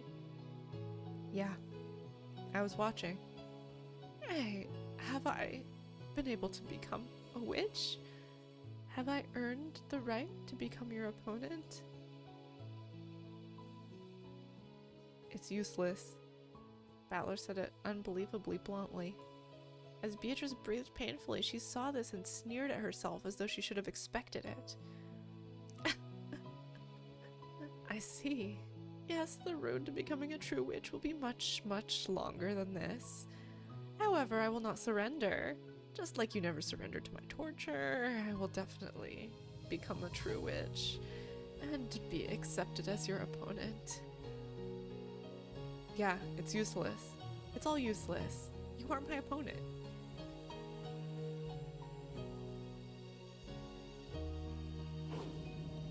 The cruel witch raised her foot high. Below it was Beatrice's frail heart. Die, you old hag. Let's see how endless you are when you've been crushed to a pulp. I'm the witch. I am the golden witch, Beatrice. Die.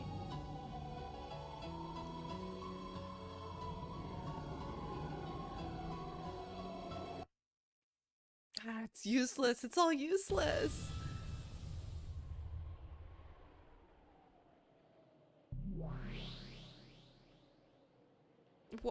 What is this? Where is this?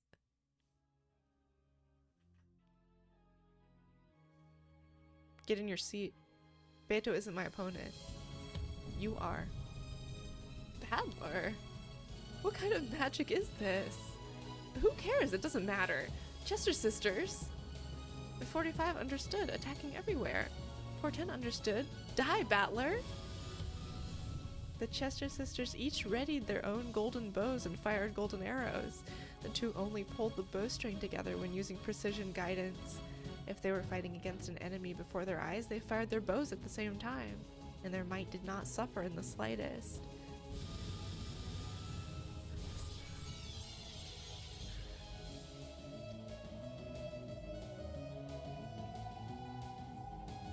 What? It was deflected. There's no barrier. It was deflected by resistance alone. 45, target analysis. 45, understood. Huh? What? Did I break down? Am I insane? Anti-magic resistance power endless 9. Even mythical class magic attacks won't be effective against the target. Golden bow warheads could penetrate any magical armor through reciprocal corrosion. When one tried to block them with anti-magic resistance power, even 8 digits were not sufficient to prevent their penetration. By the way, even famous gods that appear in myths rarely reach as high as 9 digits. For that reason, 9 digits were enough to measure pretty much all sensible values. Battler had buried all 9 of those digits with 9s. How foolish. When Battler-sama gets serious, magical arrows and the like aren't enough to even make his hair tremble. The Chester sisters dropped their golden bows in shock.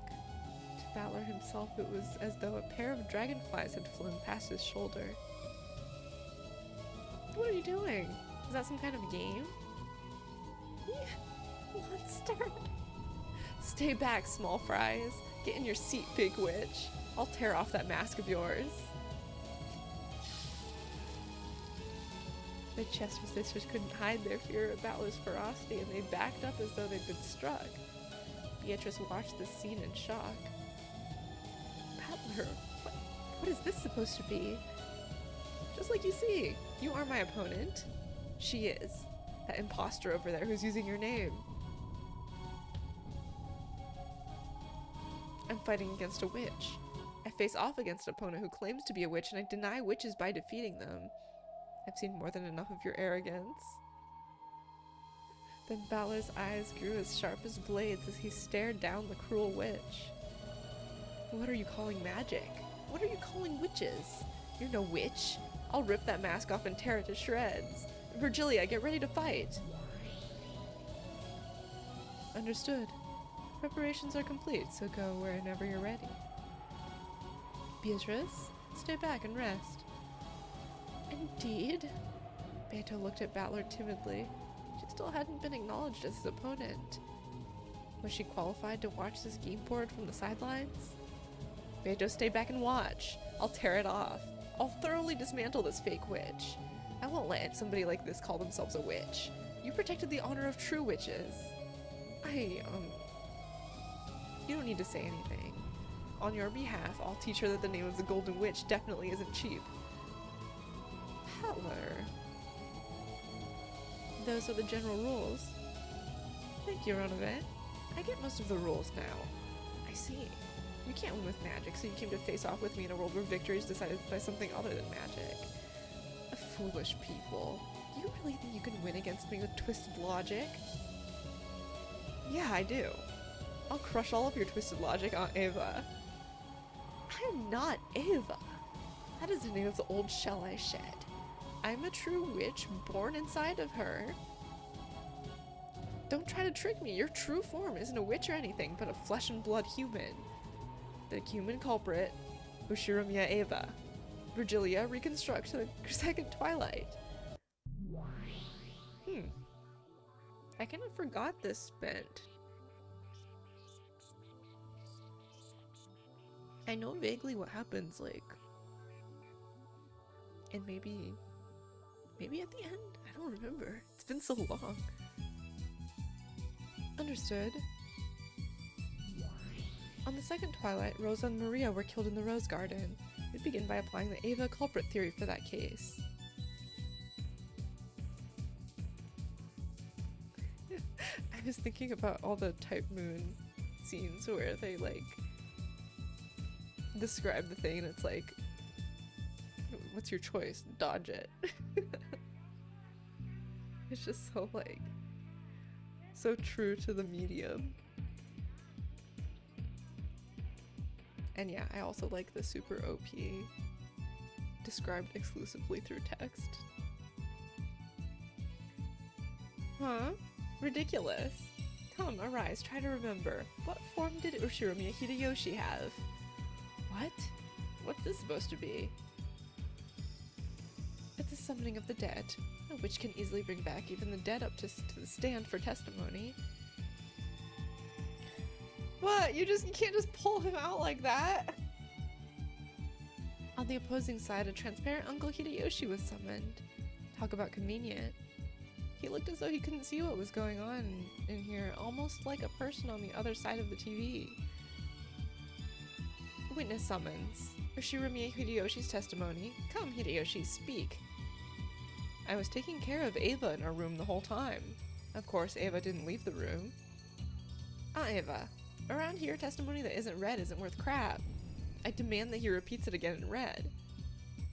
Oh yeah, that's right. Sure, say it in red. I was in the room the whole time, for the whole stretch of time surrounding the crime.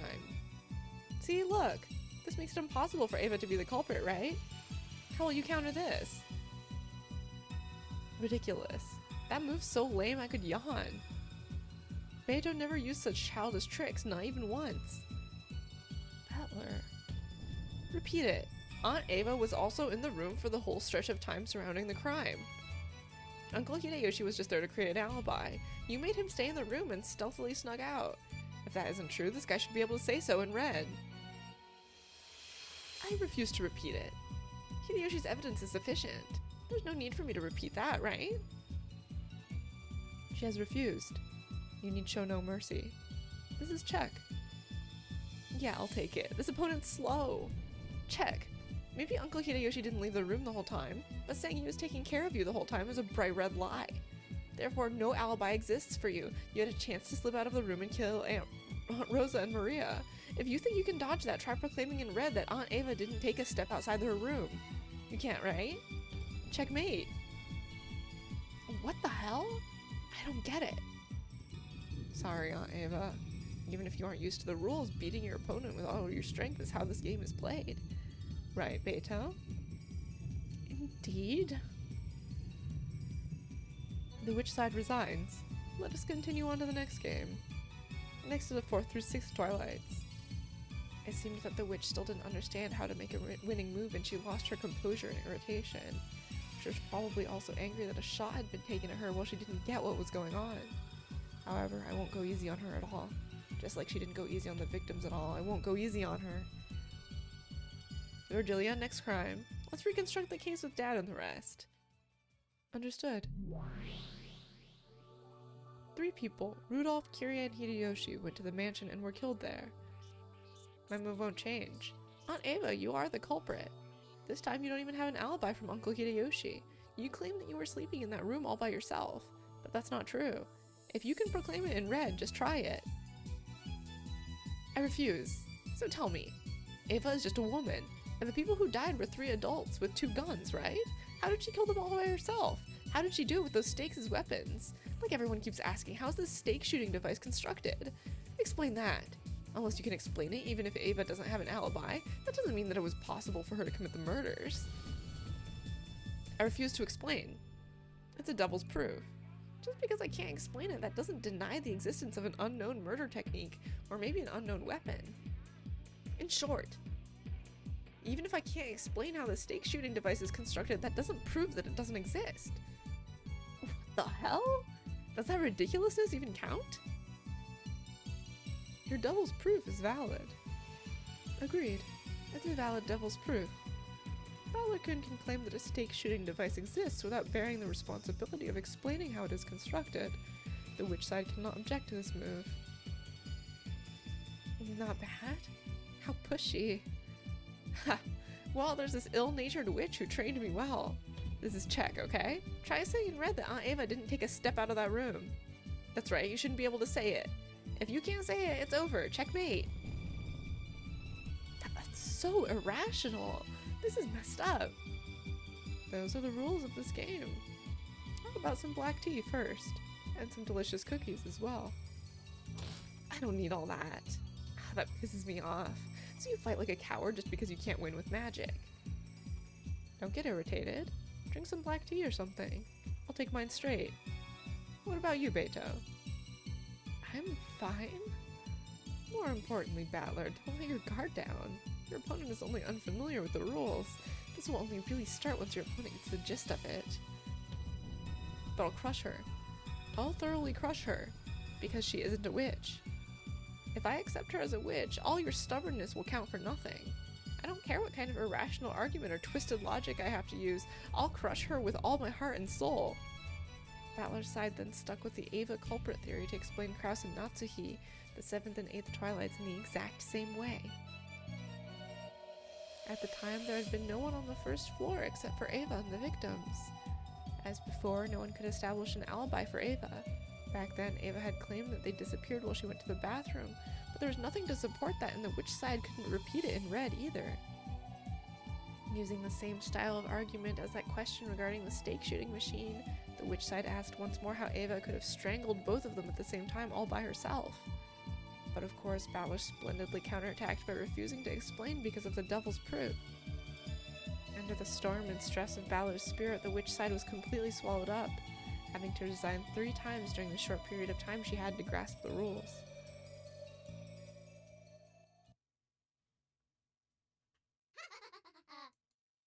Ha, I see. I'm finally starting to get the knack of it. I won't let you have things your own way anymore. This time let me take the initiative. Renovate, construct the 4th through the 6th Twilights. Pick out Ushirumi and Kirie. For now, let me return to the murders of Rudolph, Kirie, and Hideyoshi during the 4th through 6th Twilights. What is she thinking? Why would she return once more to a situation where she's lost? I see. This is an unusual attack and one you do not use. Be careful. At the time, the survivors were barricaded in the guest house. They didn't have food, but out of concern for their safety, they were at least prepared to go without eating until the next day. However, in the end, 3 of them went out for food. That's right. In the end, 3 people went outside to get food.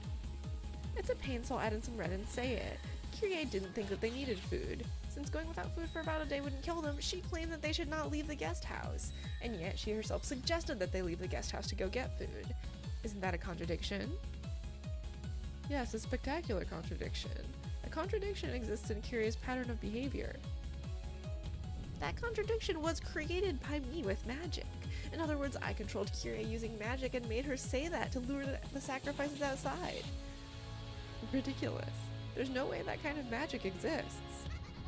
It's a devil's proof, right? Just because you don't know about that magic doesn't deny its existence, and I don't bear the responsibility of acting out that magic for you.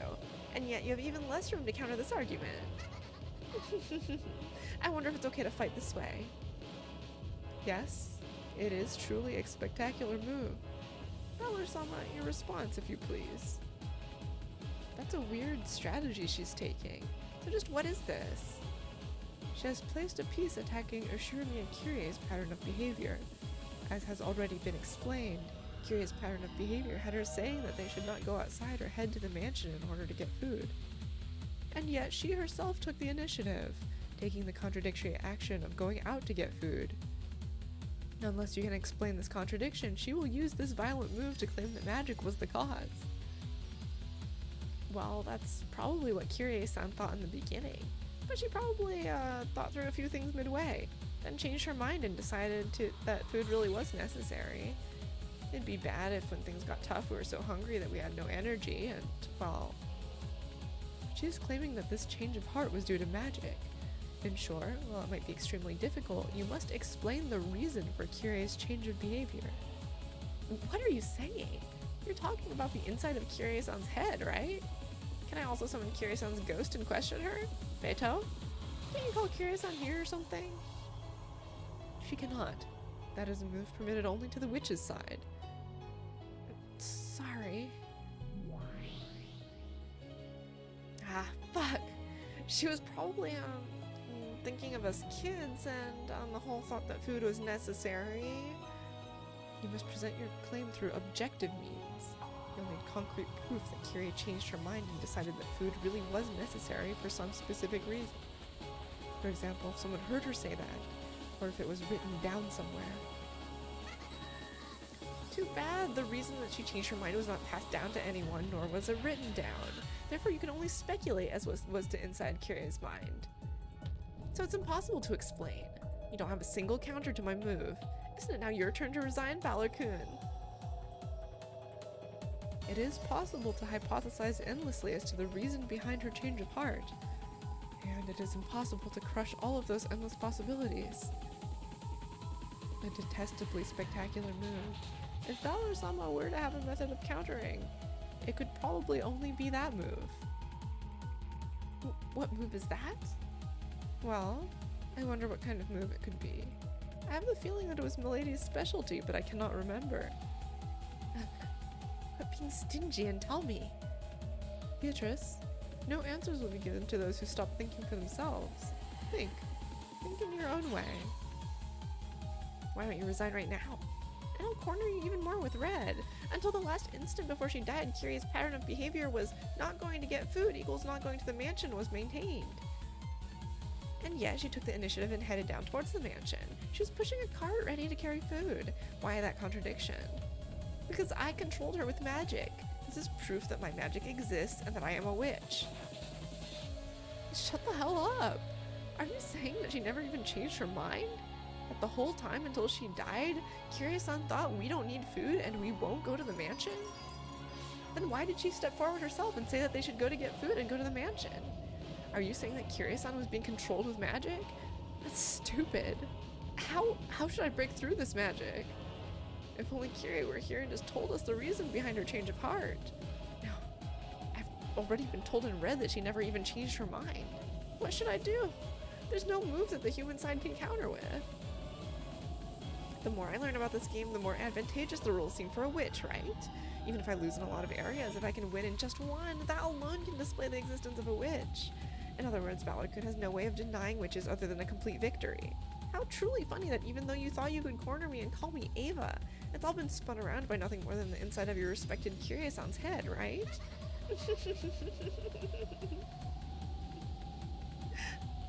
Just do it, resign! If only you just accept it. If only you just lose. Yeah, didn't Rudolph just ask? She'd probably have something to counter that with, too.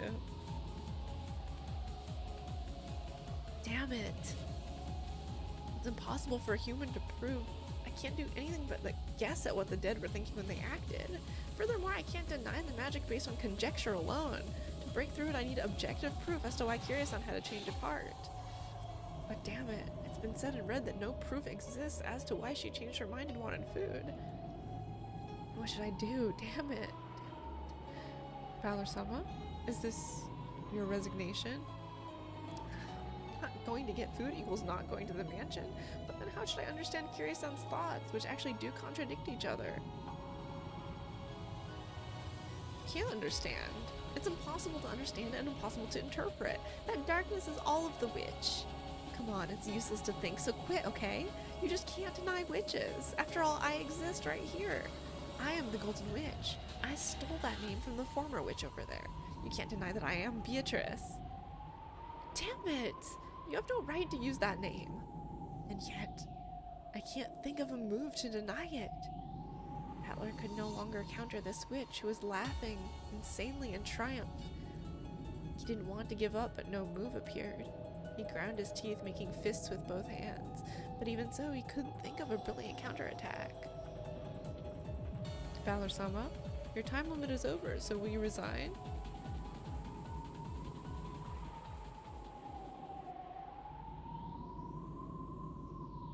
The human side has no move in response. It will resign. Wait! There is a counter. What did you say? Uh-huh. What kind of move can possibly exist, Predecessor-sama? Won't you tell me what kind of move could deny this magic of Beatrice's? You can't. It's impossible. If the proposition that not going to get food equals not going to the mansion cannot be explained by itself, I will explain it with a contrapositive. In short, you can also explain it with she still went to the mansion equals she had a goal other than food. This is less my specialty, Temple's Raven, than it is Balor's specialty, chessboard thinking. It was impossible for Curie to have gone to the mansion with food as a goal, and we can only explain it by saying she had another reason that got her to go outside despite that. In other words, if we can prove that she had such a goal, we can defeat this magic. I see. So she didn't go to the mansion with food as a goal, but she had a different goal. And she said she wanted to go and get food in order to disguise her real goal. True enough, Balor is pathetic getting helped by Beatrice. I thought you already learned the contrapositive, bro. It might be possible to find an explanation that way, but how? Teacher, reconstruct the scene of Kira's death. We cannot summon a ghost, but inspecting the corpse ought to be a right allowed to the human side. Yes, there is no problem. I shall reconstruct the scene where Ushirimiya Kiria died.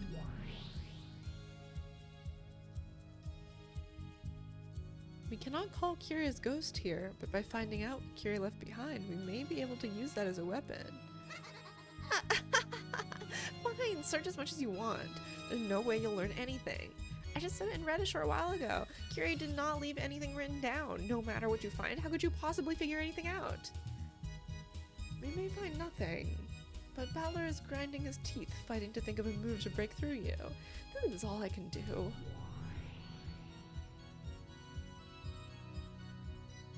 Beatrice landed on her feet in the reconstructed hall, approached Kiria's corpse, and wandered about, observing. I'm completely clueless when it comes to fighting on the human side. We need to find evidence, right? Then what should I search for? The great Lady Beatrice is getting down on her knees and crawling around, and she's even indecently searching a corpse? That look suits you. Say whatever you wish. I cannot do any more than this. I care not how I am despised. However, I cannot throw Balor away as he is fighting for my honor. Even if I must crawl on the ground and search through dead flesh, I must answer to that responsibility. Bathed in the witch's sneers, Beto searched through Kiria's corpse. She fished through the pockets, taking what was inside out and laying it on the floor. Laid on the floor was a handkerchief, tissue, a key to her house, the stub of a boat ticket, a lighter, a cigarette butt, and a single 100-yen coin. There was no special suspicious object. Although Beto was down on all fours and being sneered at, that was all she could find.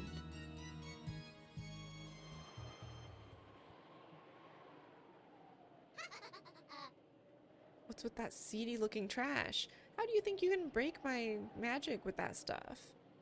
Worthless? Worthless? Are you a moron? How can you be so lame and right after you cut in between us talking so tough? Ah, how pathetic, how embarrassing. If only you just give up and die. The witch fell over laughing, lambasting Beto. Beto hung her head, trying to withstand the shame. Milady, are you finished with your inspection? Indeed. I will not find any more than this. Can you make any counter from this evidence? If not, then the human side must resign. Obviously, you don't have any room to argue back. I am a witch. You cannot break through my magic. You're no longer anything but a former witch, a loser who isn't even allowed to take the Beatrice anymore. Take the name Beatrice anymore. Come on, pile up as much trash and rubbish as you like and just try to break my magic. You can't, right? You can't, can you? And why's that? It's because I'm a witch. It's because you're just a loser without a name.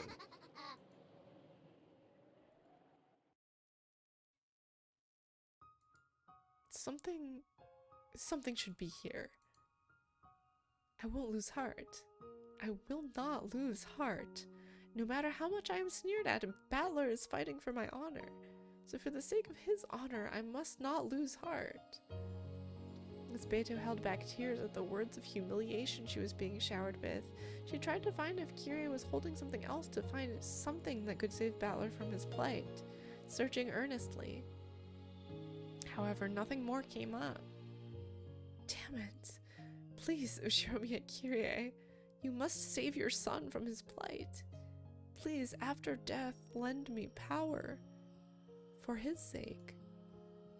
However, Kirie's body did not answer. It was only natural that a corpse would remain silent. No dead person existed that would answer Beto, who had lost the endless magic. It's pointless, pointless, pointless. Toying with the dead is a privilege only for witches. For you, who is neither a witch nor even a human, no one exists who will lend a hand. You'll be alone for all eternity. You have no witch or human allies, and no one will save you. If that's frustrating, why don't you cry? If only you just apologize, saying, sorry, I'm so useless. Sorry, Battler. I couldn't help you at all.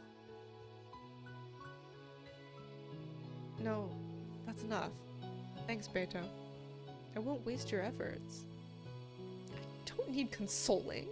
Just how could you possibly argue back with this pile of rubbish? Just how could you possibly strike back with this rubbish I scraped together while she sneered at me? In front of Beto, who was still crawling on all fours and hitting the pile of objects Kiria had left behind with her fist, Battler also crouched. And after patting her on the shoulder in thanks, he moved that hand to the ground, picked up the cigarette butt, and held it up over his head.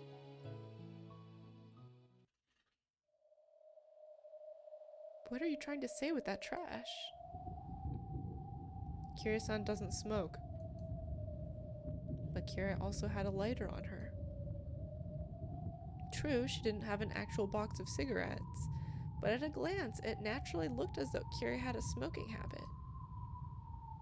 Dad smoked, but Kiria didn't. But she did walk around with just a lighter to light Dad's cigarettes. Huh, so what? If the husband smoked, then even if the wife didn't, it wouldn't be strange for her to be holding a cigarette. Maybe she just picked up the cigarette butt off her husband, who had bad smoking manners. What are you trying to say? What does this have to do with my magic? Nothing at all. I'll say more. This is a different brand of cigarette than what Dad smokes. Sorry, Beto. Could you look in the pocket of Dad's corpse, too? Indeed. You mean this? Checking the brand. The brand is different from the cigarette butt. The cigarette butt Kiria is holding is not of the same brand that Rudolph smokes. And so what? Maybe Kiria's just a good girl who likes things to be clean, so she couldn't leave a fallen cigarette butt alone and picked it up? I wouldn't, though. Beto, sorry, but one more time, please. Uncle Hideyoshi's pockets. In this family, only Dad and Hideyoshi smoke cigarettes. It's here. Is this it? Beto found a cigarette box in Hideyoshi's pocket, took a single one out, and held it up. Checking the brand. We acknowledge that the cigarette butt is of the same brand that Hideyoshi smokes. And so what? How can you break my magic because you found Hideyoshi's cigarette butt in Kirei's pocket? That's right. This cigarette butt is a message from Kirei-san. No, this cigarette butt itself is the reason that Kirei-san left the guest house. Beto, thank you. If you hadn't found this, I would have given up here.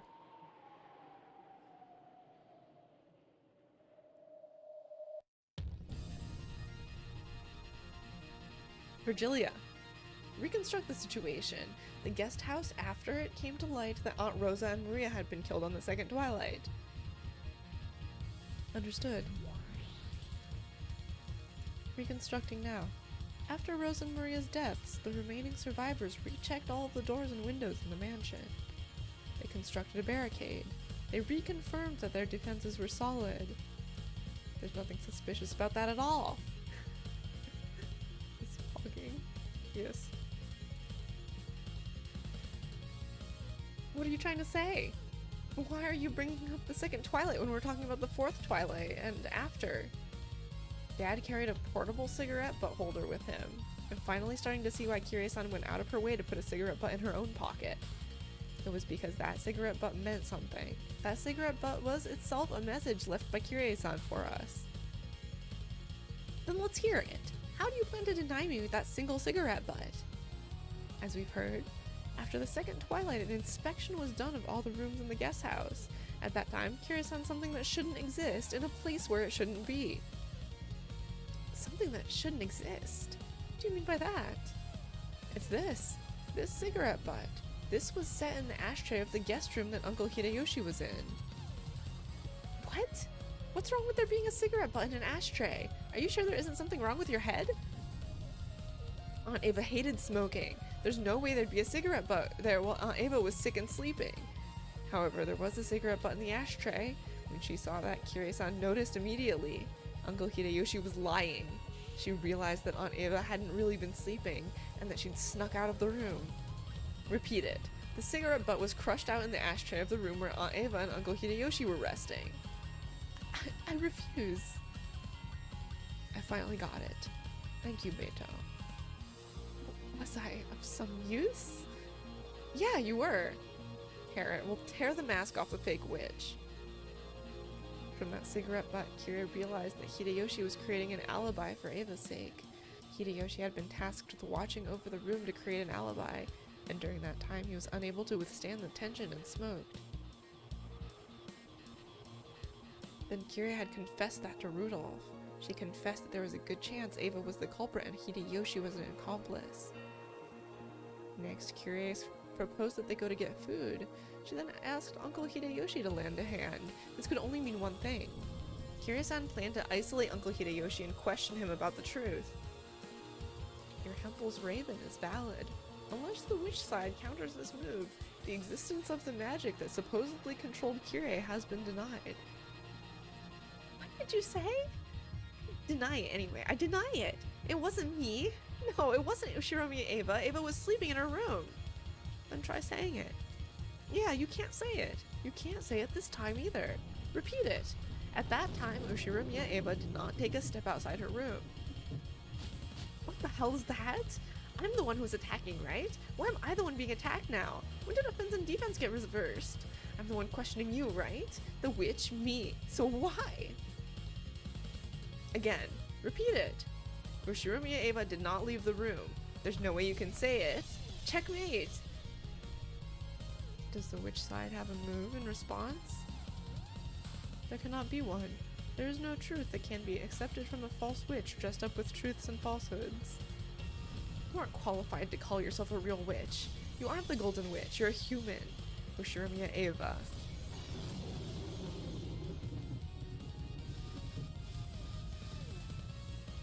The witch howled. Her entire body was burned with the tremendous heat that denied her own magic and existence, and she let out a howl like a dragon. Her body flickered repeatedly, flashing as though Ava's figure and the witch's figure overlapped.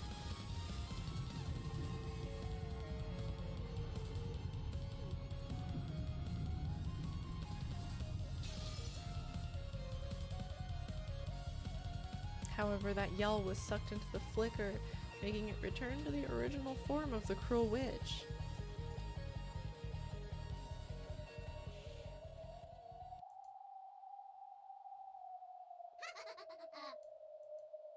Sure. If you want to call me Ushiromiya Ava, then go ahead and do that. That's right, I actually can't repulse all moves related to Ushiromiya Ava being the culprit. I may have been dragged down from the position of Golden Witch, and you might call me Ushiromiya Ava now. But you know what? That by itself doesn't mean that witches and magic have been denied. I'll teach you starting now. I'll teach you that I am not Ushiromiya Ava nor a human, but a real witch. Take a look at this red truth. When the witch clapped her hands, time advanced in the world of the game board. Battler and Ava dashed to the door of the parlor, calling out Jessica's name. They were searching for Jessica because they had gone to the servant room, found Nanjo's corpse, and didn't know where Jessica was. So what's your point? What are you trying to say? You couldn't be. Oh no. Beto went pale. In other words, the move the evil witch was about to make was bad enough to make even Beto go pale. This time, I'll give you a fatal move that you won't be able to talk yourself out of. No, I'll make this move against all humans who support you. Listen carefully to my move. Stop it, that move is... Beto, stay back. I'll take it. Come on, you fake witch.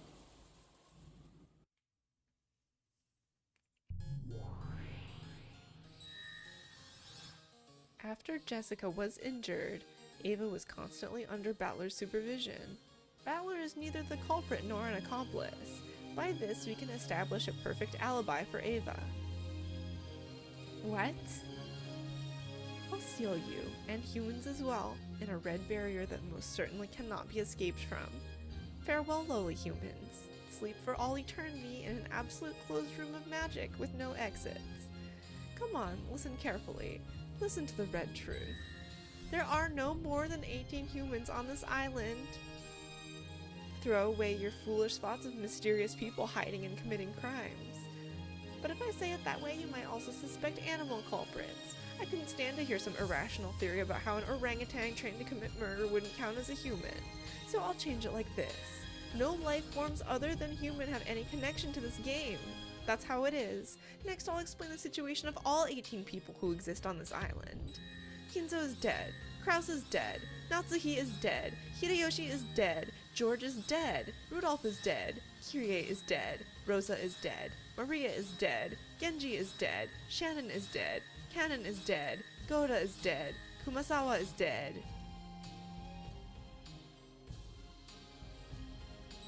Nanjo is dead. Those 15 are all dead. And Battler is alive. Ava is alive. Jessica is alive. That's everyone, all 18 of them. Which means that when the last victim, Nanjo, died, only 3 people, Battler, Ava, and Jessica were alive, right? What did you say? Damn, you don't mean... Ava was with you the whole time, so committing a crime was impossible for her.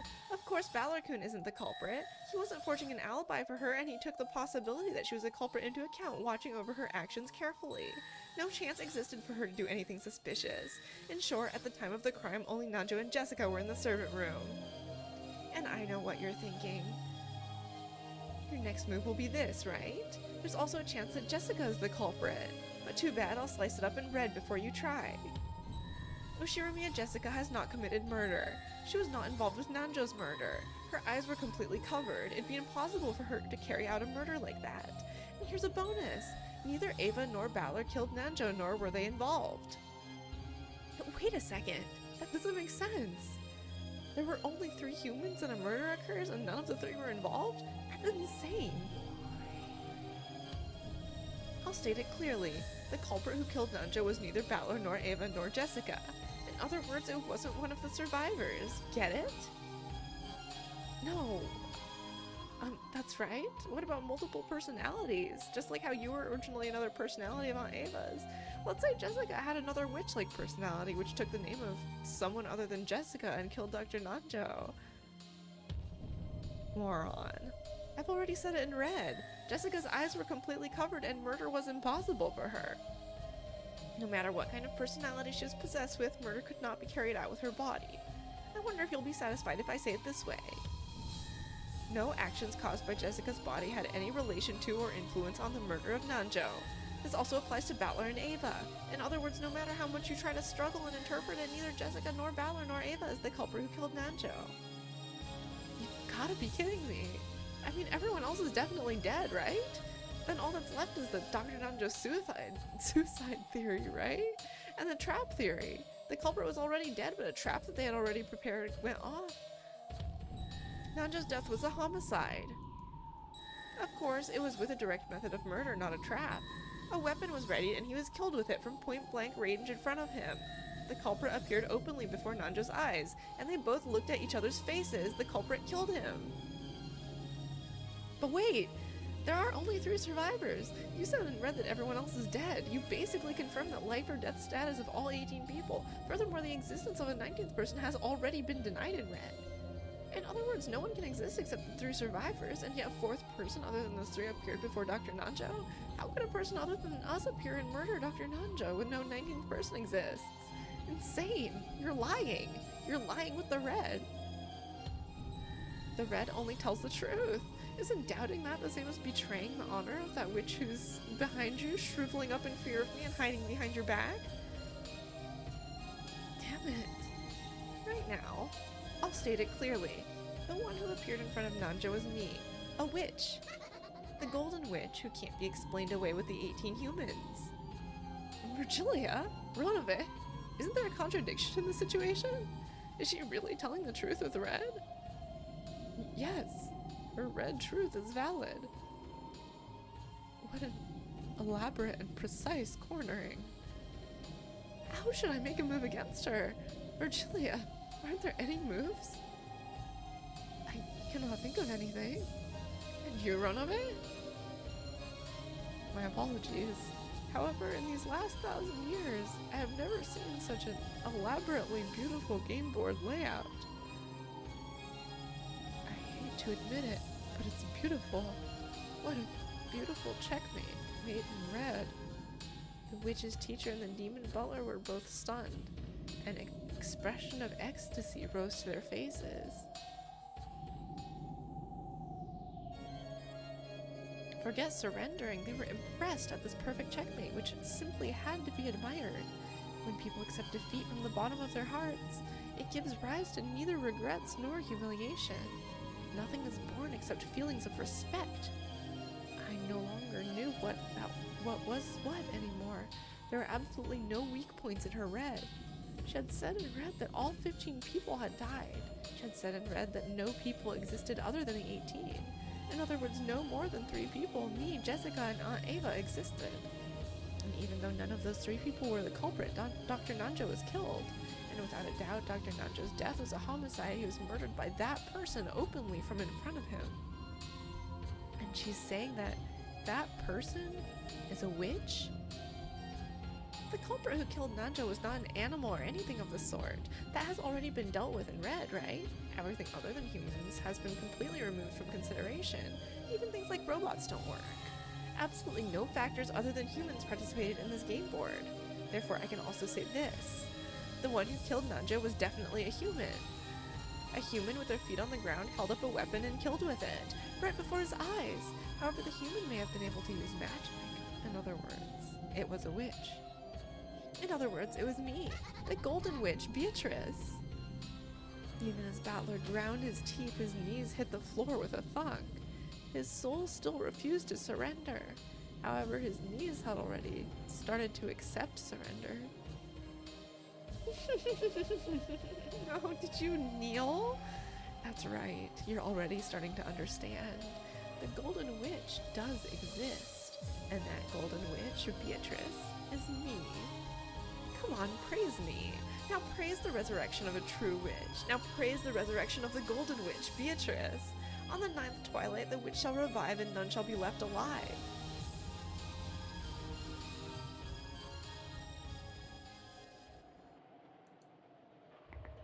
Damn it. I don't understand. After being so thoroughly immobilized by the red, I don't have a clue anymore. Battler, don't lose heart. You and I promised that we would fight each other again, right? Will you surrender here? Will you disappear in a place like this before fighting with me again? I don't want to break that promise. However, I can't think of any move to deny her. In the first place, this isn't even a puzzle. Nothing exists outside of the suspects, and all of the suspects are innocent. I was told that they were innocent in red, right? And also that it was a real homicide and that the culprit was human and that they did appear before the Dr. Nanjo's eyes and kill him. I give up. There's nothing I can do. Please, Battler, don't give up. Don't lose heart. If you stop thinking, it automatically becomes your loss. I'm begging you, don't lose heart.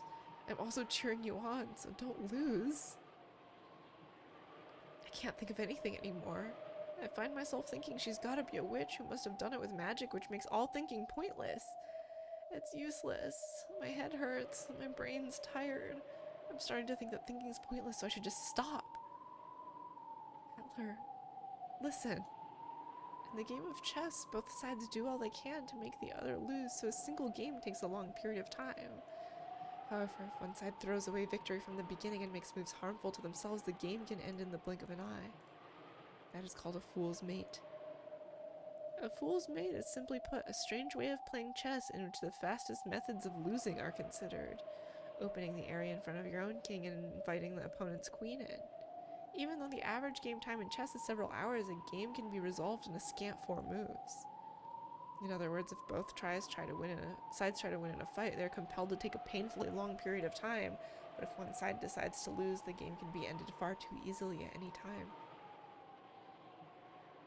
When the human side stops thinking, it hands the problem before its eyes over to the witch, and even an apple falling from a tree can be immediately resolved as the work of magic. It is the same for the witch's side. Witches use the red truth. By using that, they can explain the true form of magic with humans and immediately lose. You don't have to tell me that. You're telling me to not stop thinking, right? However, how should I counterattack that person's perfect bright red move? For me, for humans, it's no longer possible. Is it impossible? Is it really impossible for you, Battler? Please don't lose heart. Sorry, I've reached my limit. Battler scratched at the floor, crying heavily. Beto watched that with a distressed face. Then she stood up and spoke to the witch. I will make a move as a counter to yours. Huh? I wonder just how you plan to cut up this perfect checkmate. How can this checkmate, one totally impossible for humans to break, be defeated by the likes of you? Beatrice, you don't mean to. Indeed. If a human cannot make a move, I will assault you with a move that I can use precisely because I am a witch.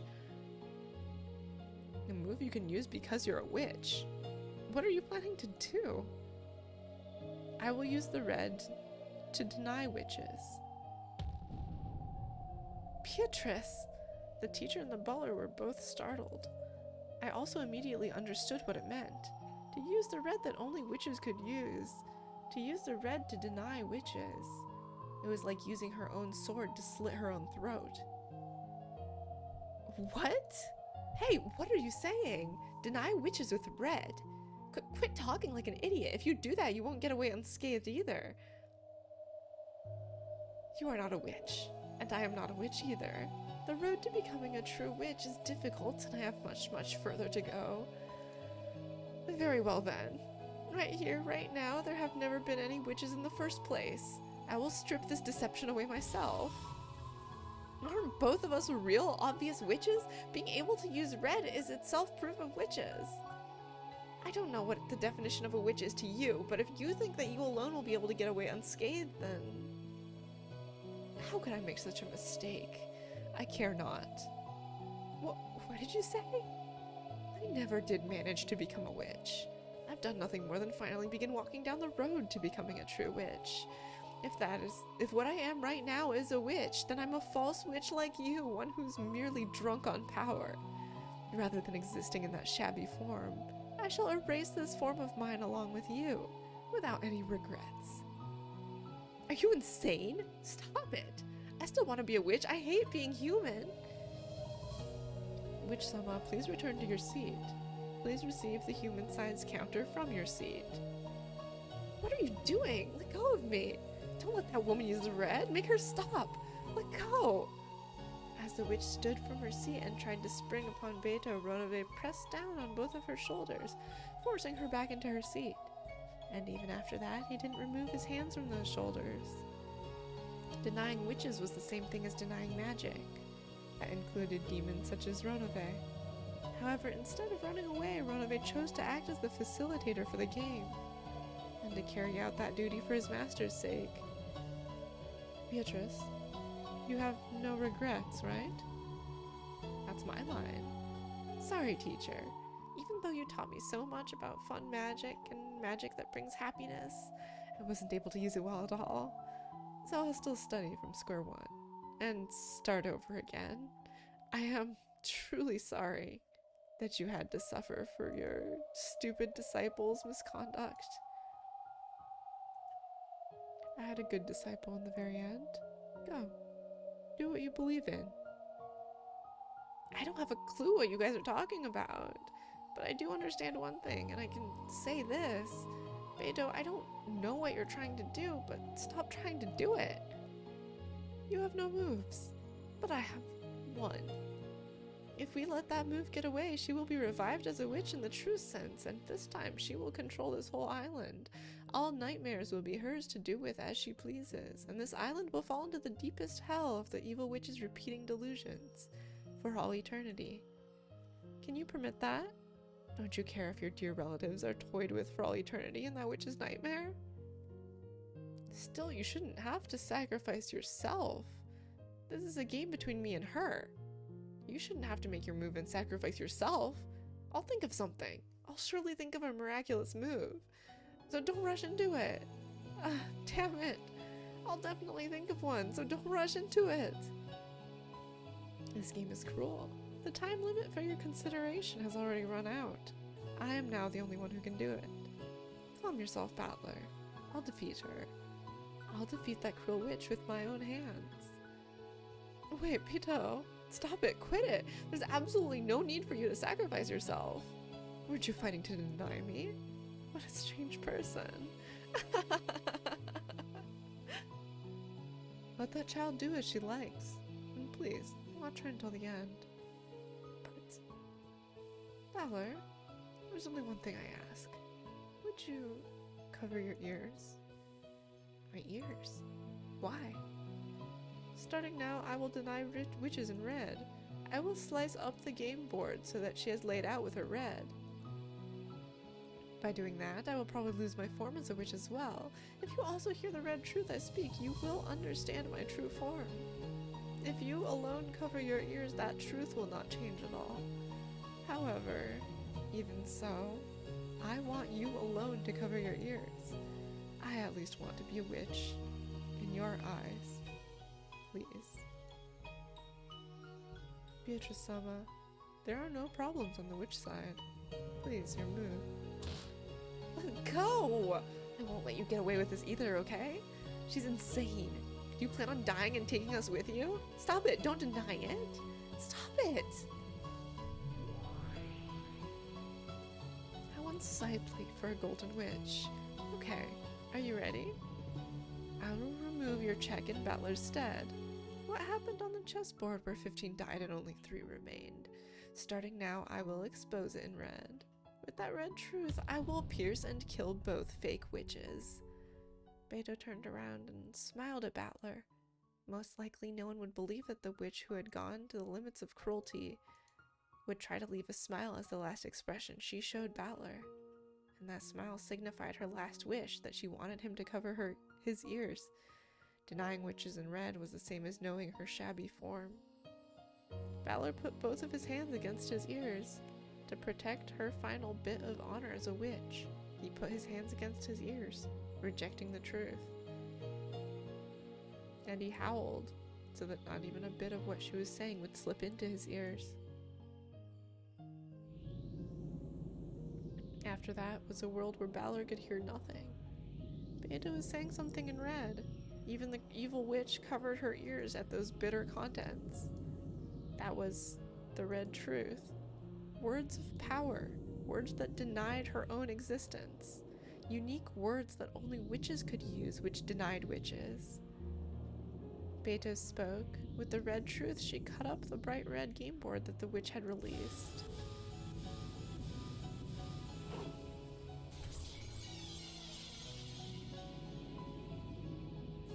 She explained difficult problems that could not be solved by humans, with moves that could only be solved by witches, and began cornering the witch.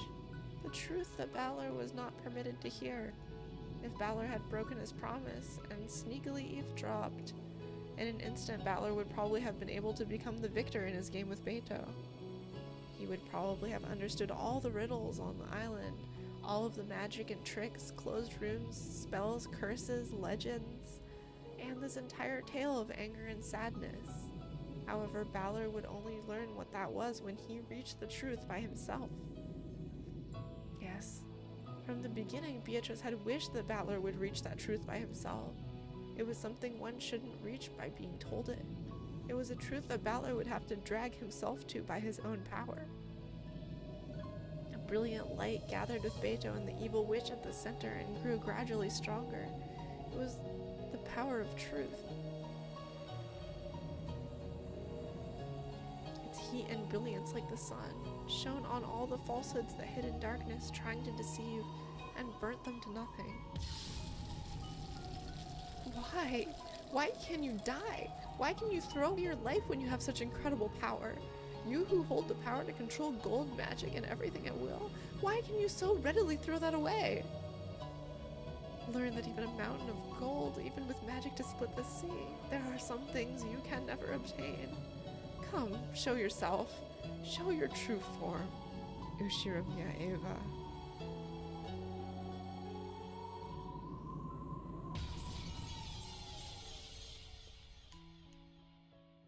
When the sun exploded and blew everything away, Eva could be seen there holding a gun.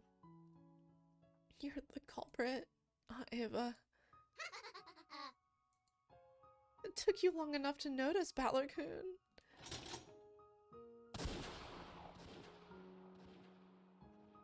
Without any hesitation or mercy, Eva raised her gun and pulled the trigger. As an explosive sound rang out, Balor's heart was shot through and he fell to the floor.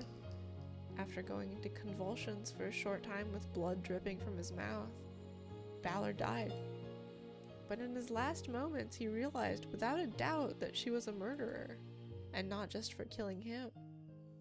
There have been many murders, and I don't have a clue how they were carried out.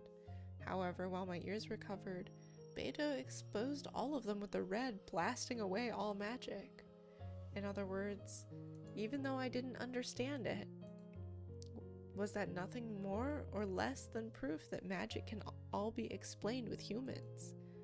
Beto made me cover my ears, so I myself don't know the whole truth.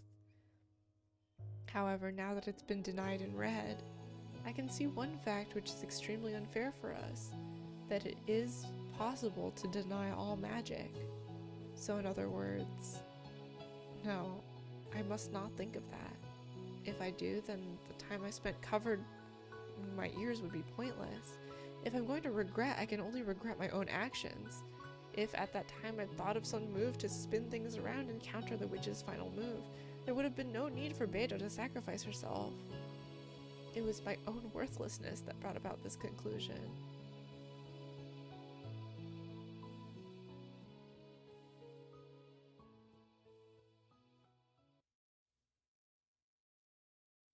Even though it was a pitch black world where nothing could be seen, for some reason I felt Beto's presence right next to me. So I tried calling out to her. You can exchange words with someone whether they're a human or a witch.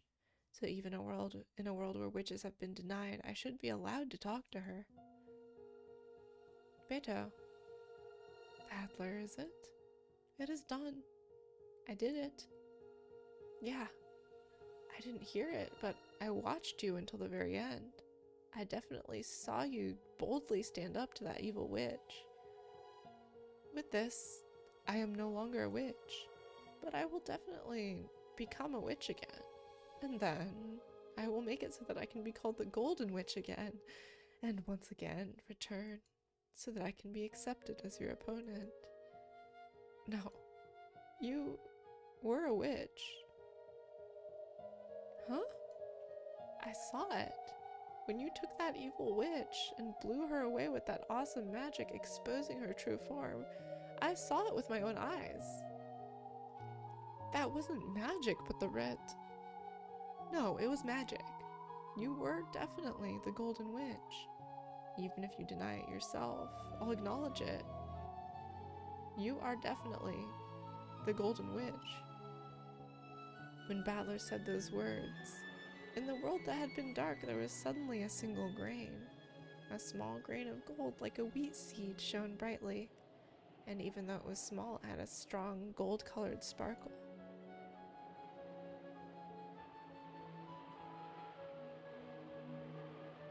Then it shone on the two of them sitting with their backs together, so they each became aware of their own form. They did not exist only as consciousness. They became aware that they had bodies and definitely existed. No, perhaps we should say that they each had been given an existence called a body. When Battler looked at his own form, he wasn't that surprised. But when Beta looked at her own form, she was a little startled. From Battler's perspective, she looked just like normal. But for a short while, she was surprised by that form. What is going on? The sparkle from that grain of light is slowly getting stronger. That grain of wheat was no longer simply gold-colored, but was like the light of the sun. Then it softly began to approach Beto's chest. When that grain of the sun was sucked inside her chest,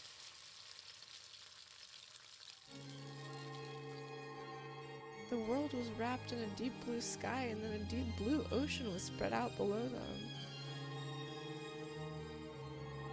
An island rose up, trees sprouted and created a forest, walls surrounded us, and a ceiling swallowed us. And was adorned with more and more things, made to be like the hall in the Oshirumiya mansion. In the middle of the fantastical hall, where many gold butterflies beat their wings, many tables were set up with white tablecloths like it was a party, and beautiful cooking and fruits were set out, and over there were a great many shapes. It was everyone talking together and smiling. Everyone.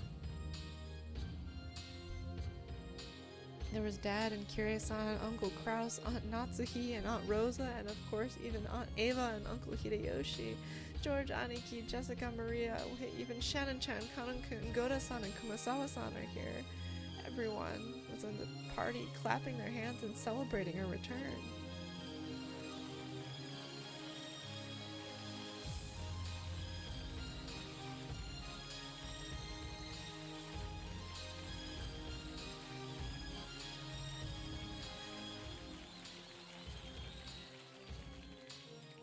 Why? Even though everyone was dead? Why are they alive? In the Golden Land, the souls of all the dead can be revived. Welcome back, Beatrice. And welcome, Battler-kun. Welcome to the Golden Land. I made it? I made it to the door of the Golden Land? Yes. Milady, you have finally managed to invite everyone here. Welcome, Battler-sama, to the Golden Land. Battler?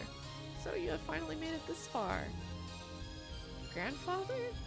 Where in the world am I? My blood, which is incompatible with magic, runs most deeply in your veins. Therefore, you are the only one who could not reach the Golden Land, and Beatrice has been searching for you this whole time.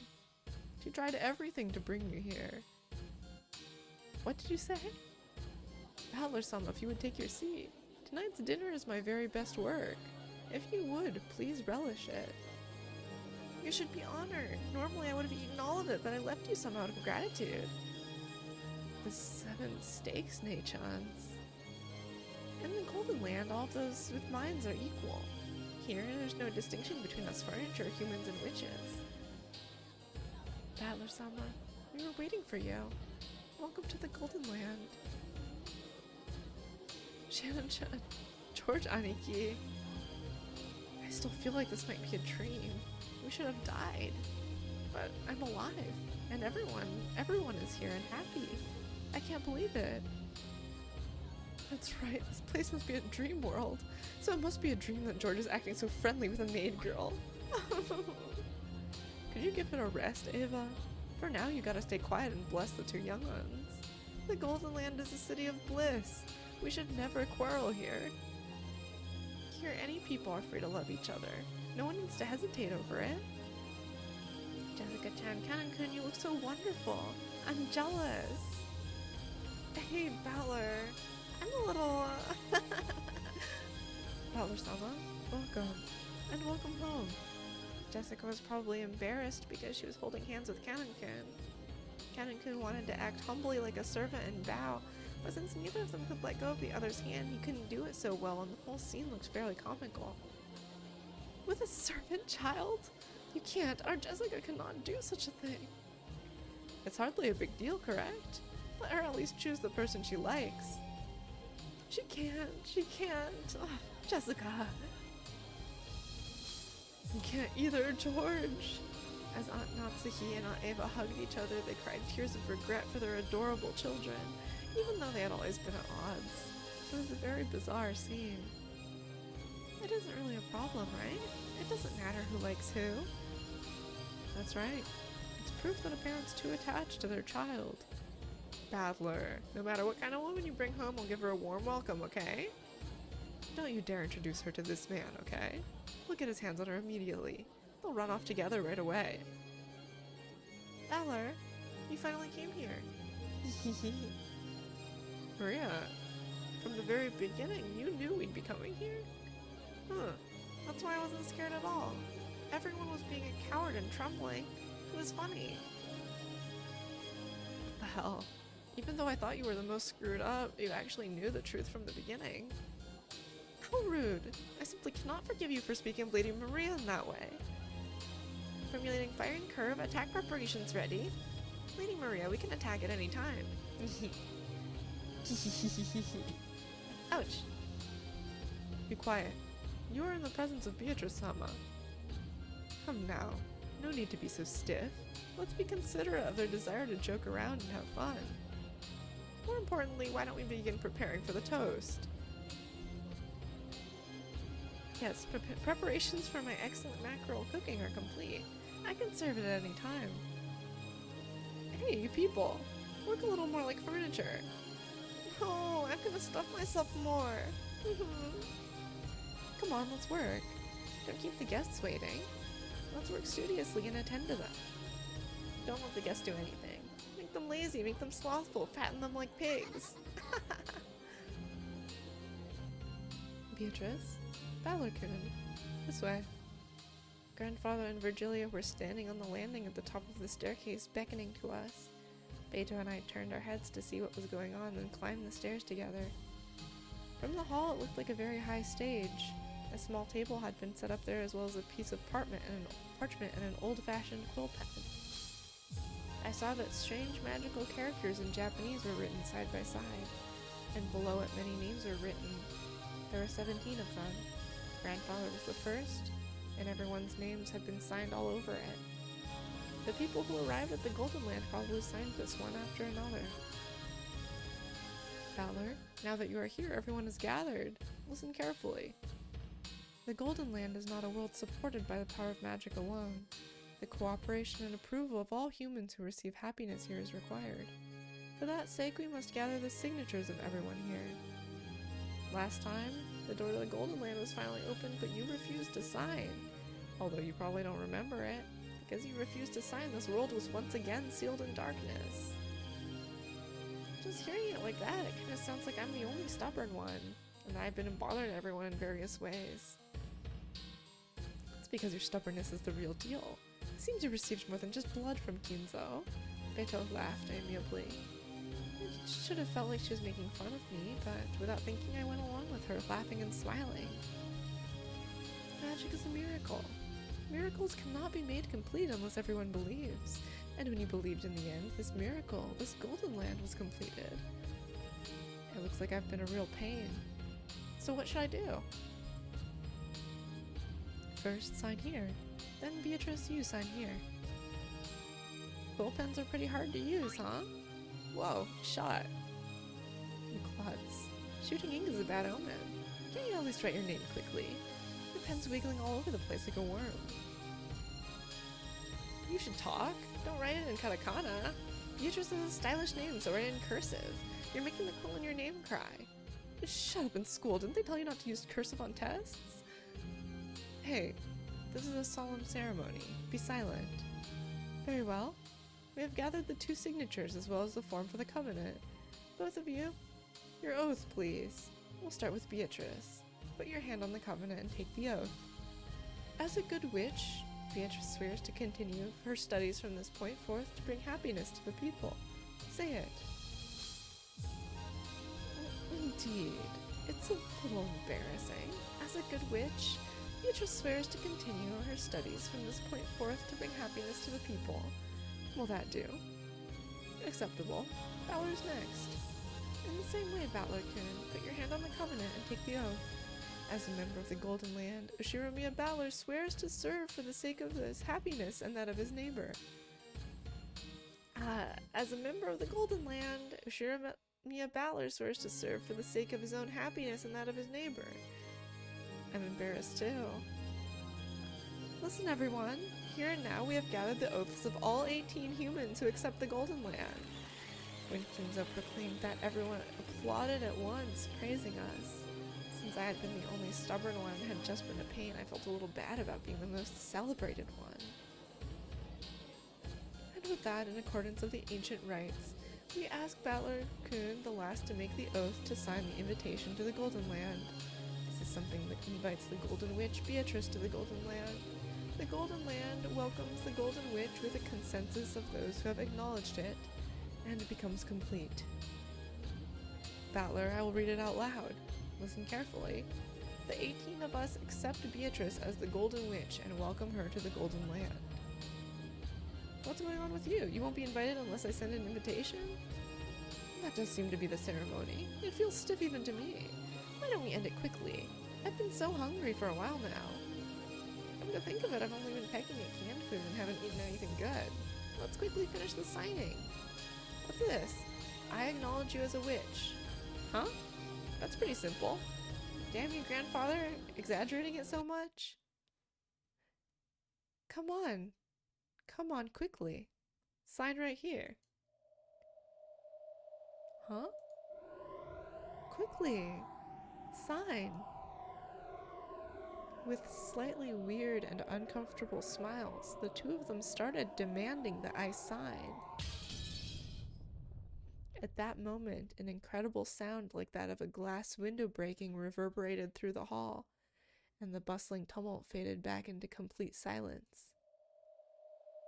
I dropped the quill pen and turned around, trying to see what had happened.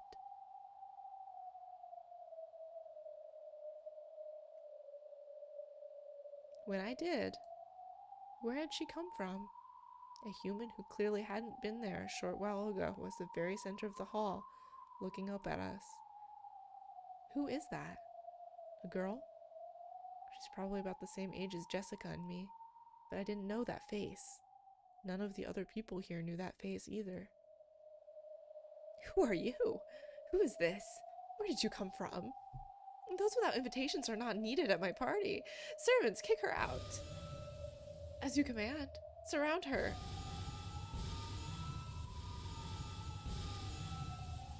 The 7 Sisters of Purgatory surrounded her from 7 directions, taking out magic blades that drew purple curves and blocking her. And from nowhere, shuffling goat-head servants appeared in great numbers surrounding that girl. On top of that, the Chester sisters stood in front of Beto like a wall, readying a golden bow and pulling back the bowstring.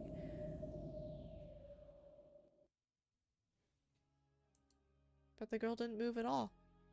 On the contrary, she was still staring at us on the landing as though she didn't mind at all. Who is she looking at? Beto? Grandfather? Could it be me? Yes, the girl was staring straight into my eyes, glaring. Then after our eyes met perfectly, she yelled, "You mustn't sign that! Are you going to accept your own defeat? Don't be tricked by the witch!" Huh? By the witch? Huh? At that time, something incredibly strong lifted me by the nape of my neck. What's going on? And after being made to turn around behind me, I saw Virgilia with an eerie smile on her face and the muscular forms of goat monsters. A goat monster that looked about 2 meters tall was grabbing me with an arm as thick as a log. There's no need to listen to an uninvited guest. Come, offer your signature as well. On this written oath, Ushiramiya Battler acknowledges the existence of witches. Come now, sign the written oath. Ow, ow, ow, ow! Damn it, let go! As the goat monsters held me down with the power of a vice, they forced me to grab the quill pen. I couldn't even touch the floor with my feet, much less resist. Battler, why are you resisting? Weren't you just about to sign willingly? Don't change your mind now after all that, okay? Didn't you think for an instant that it might be okay to acknowledge witches? You thought that, right? I was tricked? That's insane. Beto isn't that kind of...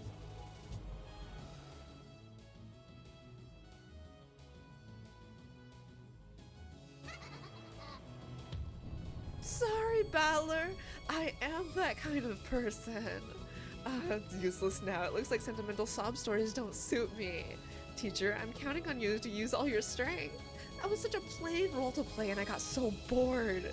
I don't know who you are, girl, but I'll beat you to death and mash you and crush you until threads start trailing, okay? I'll make you regret being born a woman.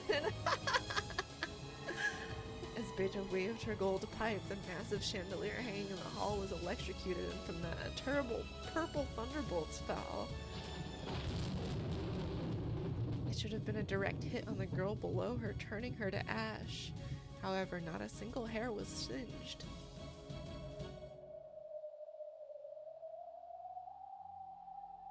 Oh? So your sudden appearance here wasn't just a fluke. Tell me, state your name. I don't have any name to give you. More importantly, you idiot. How long are you going to be tricked? You softy. Figure it out already. This is all the witch's trap. Those words were aimed at me. This is all the witch's trap, she says? That can't be. Beto reformed and restored to become a good witch. Beto, all this about traps? It's a lie, right? Please, tell me it's a lie. Sorry, Battler. It was pretty fun. Sure, I just did what teacher told me, but look how great it turned out. Apparently, if you start out hostile and needlessly brutal, then you turn incompetent and soft at just the right moment, you can spark a huge bump in your affection meter, right? I've heard villains who start all lovey-dovey and then freak the shit out are all the rage these days, right? Even I've studied a bunch of those manga, anime, and games that Galgame have been so popular lately, you see? And for you, just as expected, it was tears, please, and you're down. Idiot! What a truly simple person! I'll call this the North Wind and the Sun strategy! That's not... Damn you! You bastard! How could you trick me? Yes, that expression suits you the most. That caring expression of yours really doesn't suit me after all. It made my back itch and I was frantically trying not to let it get to me.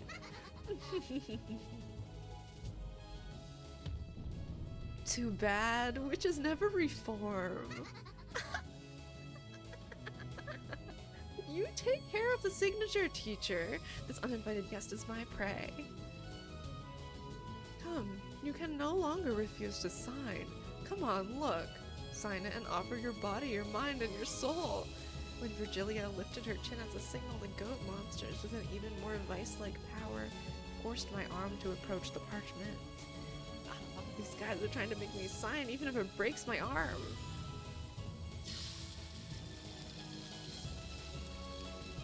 Then a bright red light burst open with me at the center, knocking the witches and the goat monsters away. Did that girl save me? But who in the world is that? I don't have a clue. How long do you plan to keep playing in a place like this? Give it a rest. I'm jealous of you. I'm glad you saved me, but that's a pretty cruel way to say it. Sorry, but who are you? Witch of Rokanjima. Give him back. Who would do that, you fool? Valor is my toy. My most favorite toy in the world. I won't get tired of him. I won't throw him away. I won't hand him over to anyone. Even Balor is enjoying this to the fullest. Together with me, he is having so much fun playing. No matter who you are, I won't let you get in the way. Yeah, it looks like you're having a lot of fun. It makes me so jealous. It ticks me off. Here you are in a place like this, guffawing and having a loud, noisy time with everyone. With all these beautiful witches around to pamper you. You must be having so much fun that you don't even want to go back. Are you talking to me? Wait, you've got the wrong idea. This is a pain for me, too. What do you mean fun? You don't know what I've been through. What you've been through. You had fun living with Mom and Dad, you played around with all of the cousins, and you get to play with these wacky witches for all eternity. Don't you recognize the happiness you have? Can't you see how jealous I am of you all? So much that I wish I could join in too. I'm sorry, but I'll have to turn you down there. I'm satisfied with the toy I have. A rude toy like you is not fitting for my toy box. Yes, I understand. Who would ever play with someone like you? But I will thank you just a little for letting me meet everyone like this. Who are you? You couldn't be.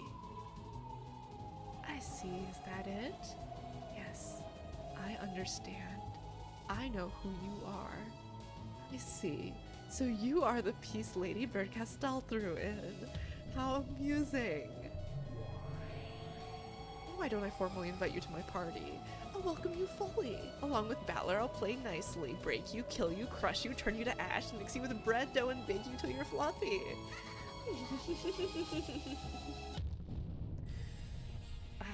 It's useless. It's all useless. You can't do that. On the Rokanjima of 1986, I'll expose everything that happened to the light of day. I'll show you that before the truth, you're like an icicle scared of the coming spring. Prepare yourself, Golden Witch. Beatrice. Yeah! So that's what happened! Yay! Wow!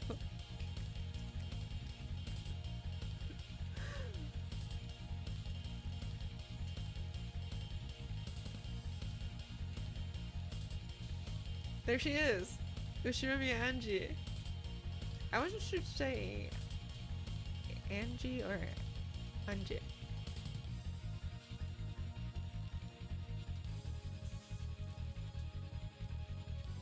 I'll look at katakana. How about that? NJ. I'll say Angie. Angie. Oh, that's tough. Okay, I'll decide before next time. Let's see.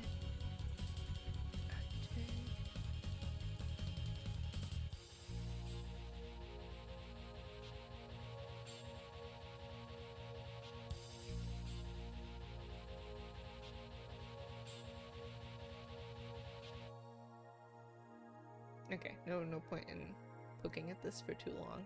I have to. I'll decide. And I'll look up the voice acting too. Yeah, you know, that really knocked me on my butt the first time. Yeah, at that point, you might as well just give up. She got you. She got me actually. The first time for sure. Did you guys get got? Did you get suspicious at the end? After all, there's still another episode after this, so I'm pretty sure I was totally got. Oh, here we go. And so the Golden Land once again crumbled into the darkness. However, a victor finally appeared in the game of the Golden Witch. This victor is the new Golden Witch, Eva Beatrice. It was she who solved the riddle of the gold before the time was up. The 17 all died. When the seagulls cried, there was but one survivor. Yeah, once everyone shows up and is like, congratulations, Battler! Congratulations! It's so funny though, he totally would have done it.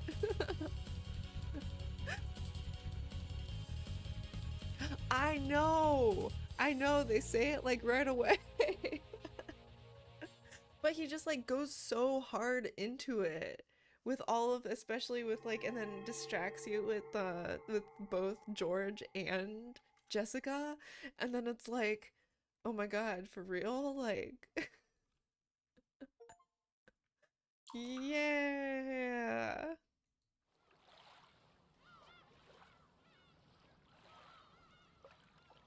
Let's see, so we probably, yeah, there's an episode 3 tea party, and then there's an episode 3, I think after that there's an episode 3, which is tea party. I know, it's so satisfying, and it has to go on for exactly that long for you to forget that. Was it Virgilia that was portrayed straight up saying like you need to charm his coat off with the north wind and the sun, and Beatrice is like, I'm not doing that. I'm not doing that, and then she just like does it. Oh, so good.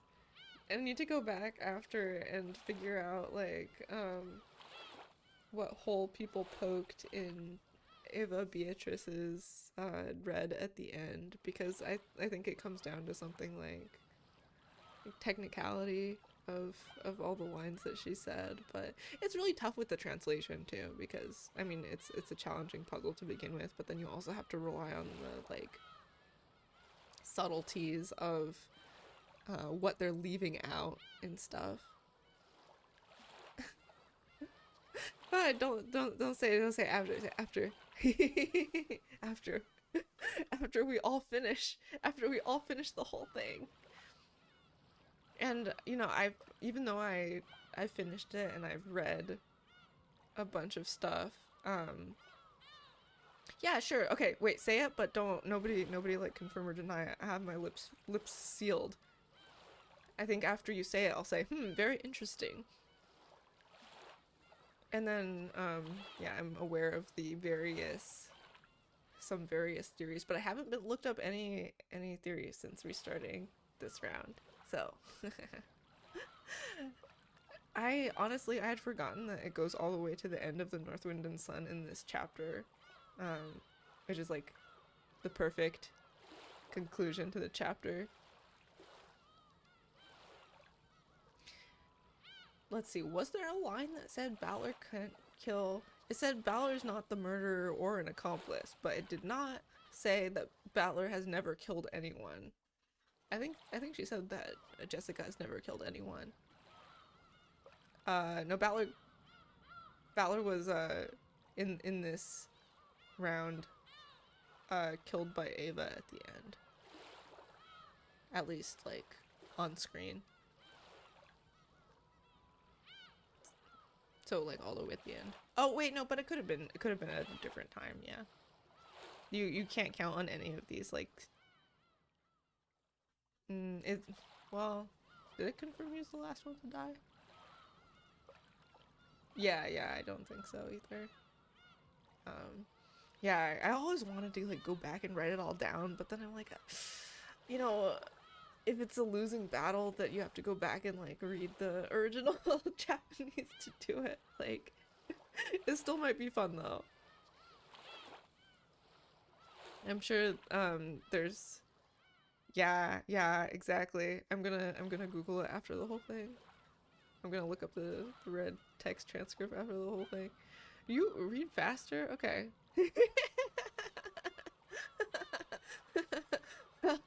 I can't read any faster than this. I might I would increase the frequency, but I want to be able to play a different game too. Oh, more.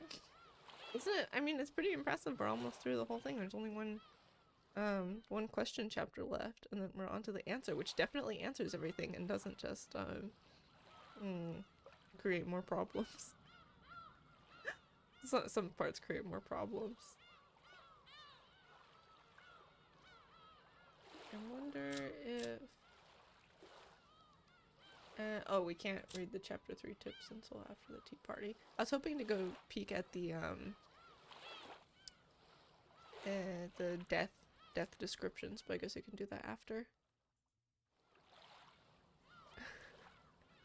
I honestly don't remember what happens in the next episode, so I'm excited. Let's see. It's not too just because in some instances they say this red text is true for prior games also. It's hard to tell what is like stuff we'd had red texted for us to...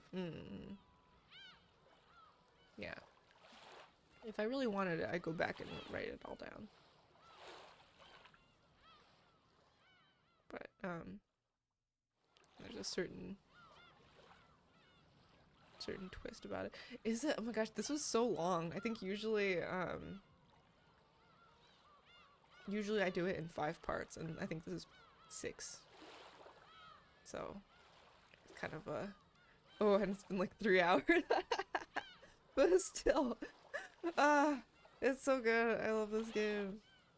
And, Anje is here. And she's so cute. Yeah, is a really, really central role going forwards.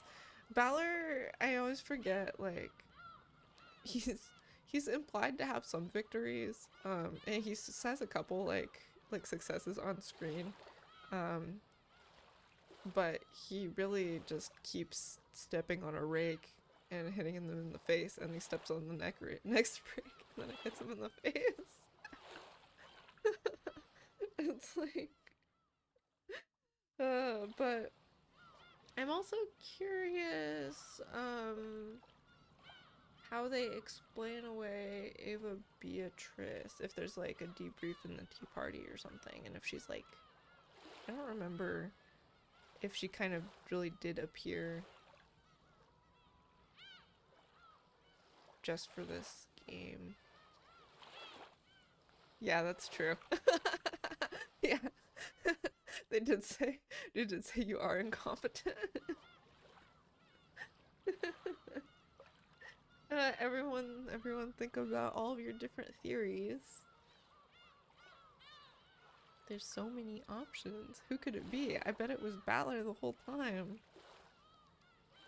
But now, wouldn't that be a familiar twist? Yeah, I'm excited. I think, yeah, episode 3 is the perfect time for things to get like longer. For sure. Sorry, I forgot that my tags are still Menhiro Fujoshi. No, a witch didn't do it. I'm just kidding. I would probably say a witch did it by this point. Although it's true, as soon as you give in and say, yeah, a witch did it, Beatrice starts putting your relatives into the juicer and squeezing all their blood out, and then reviving them, and then squeezing all their blood out again, and then reviving them. So how easily people forget, how easily Balor will forget that naughty witch believers get put in the Shiromiya Wiggler.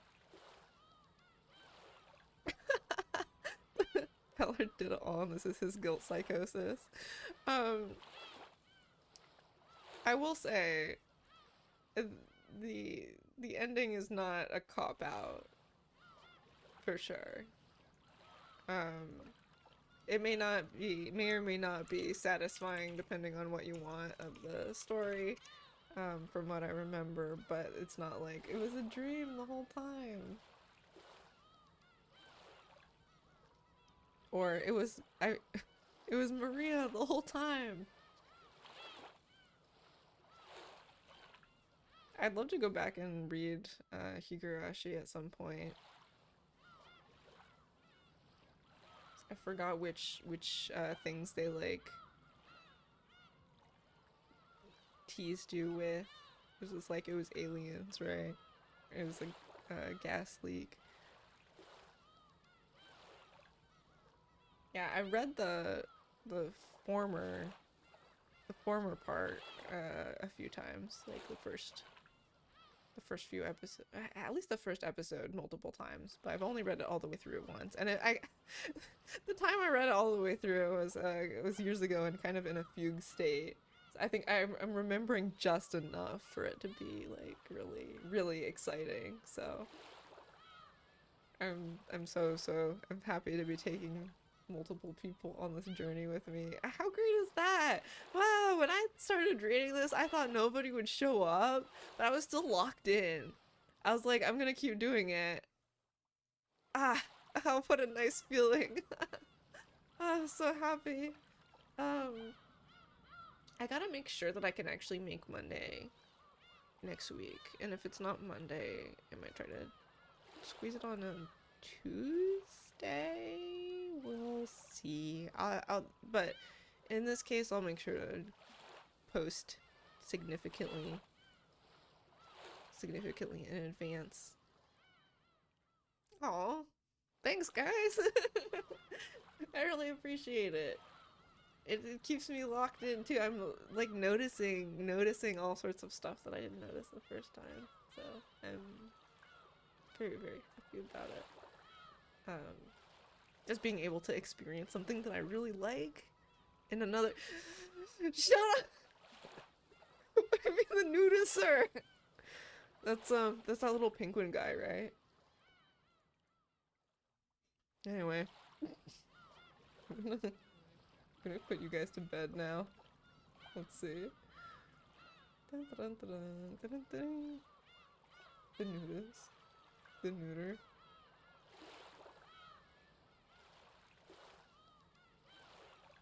Let's see.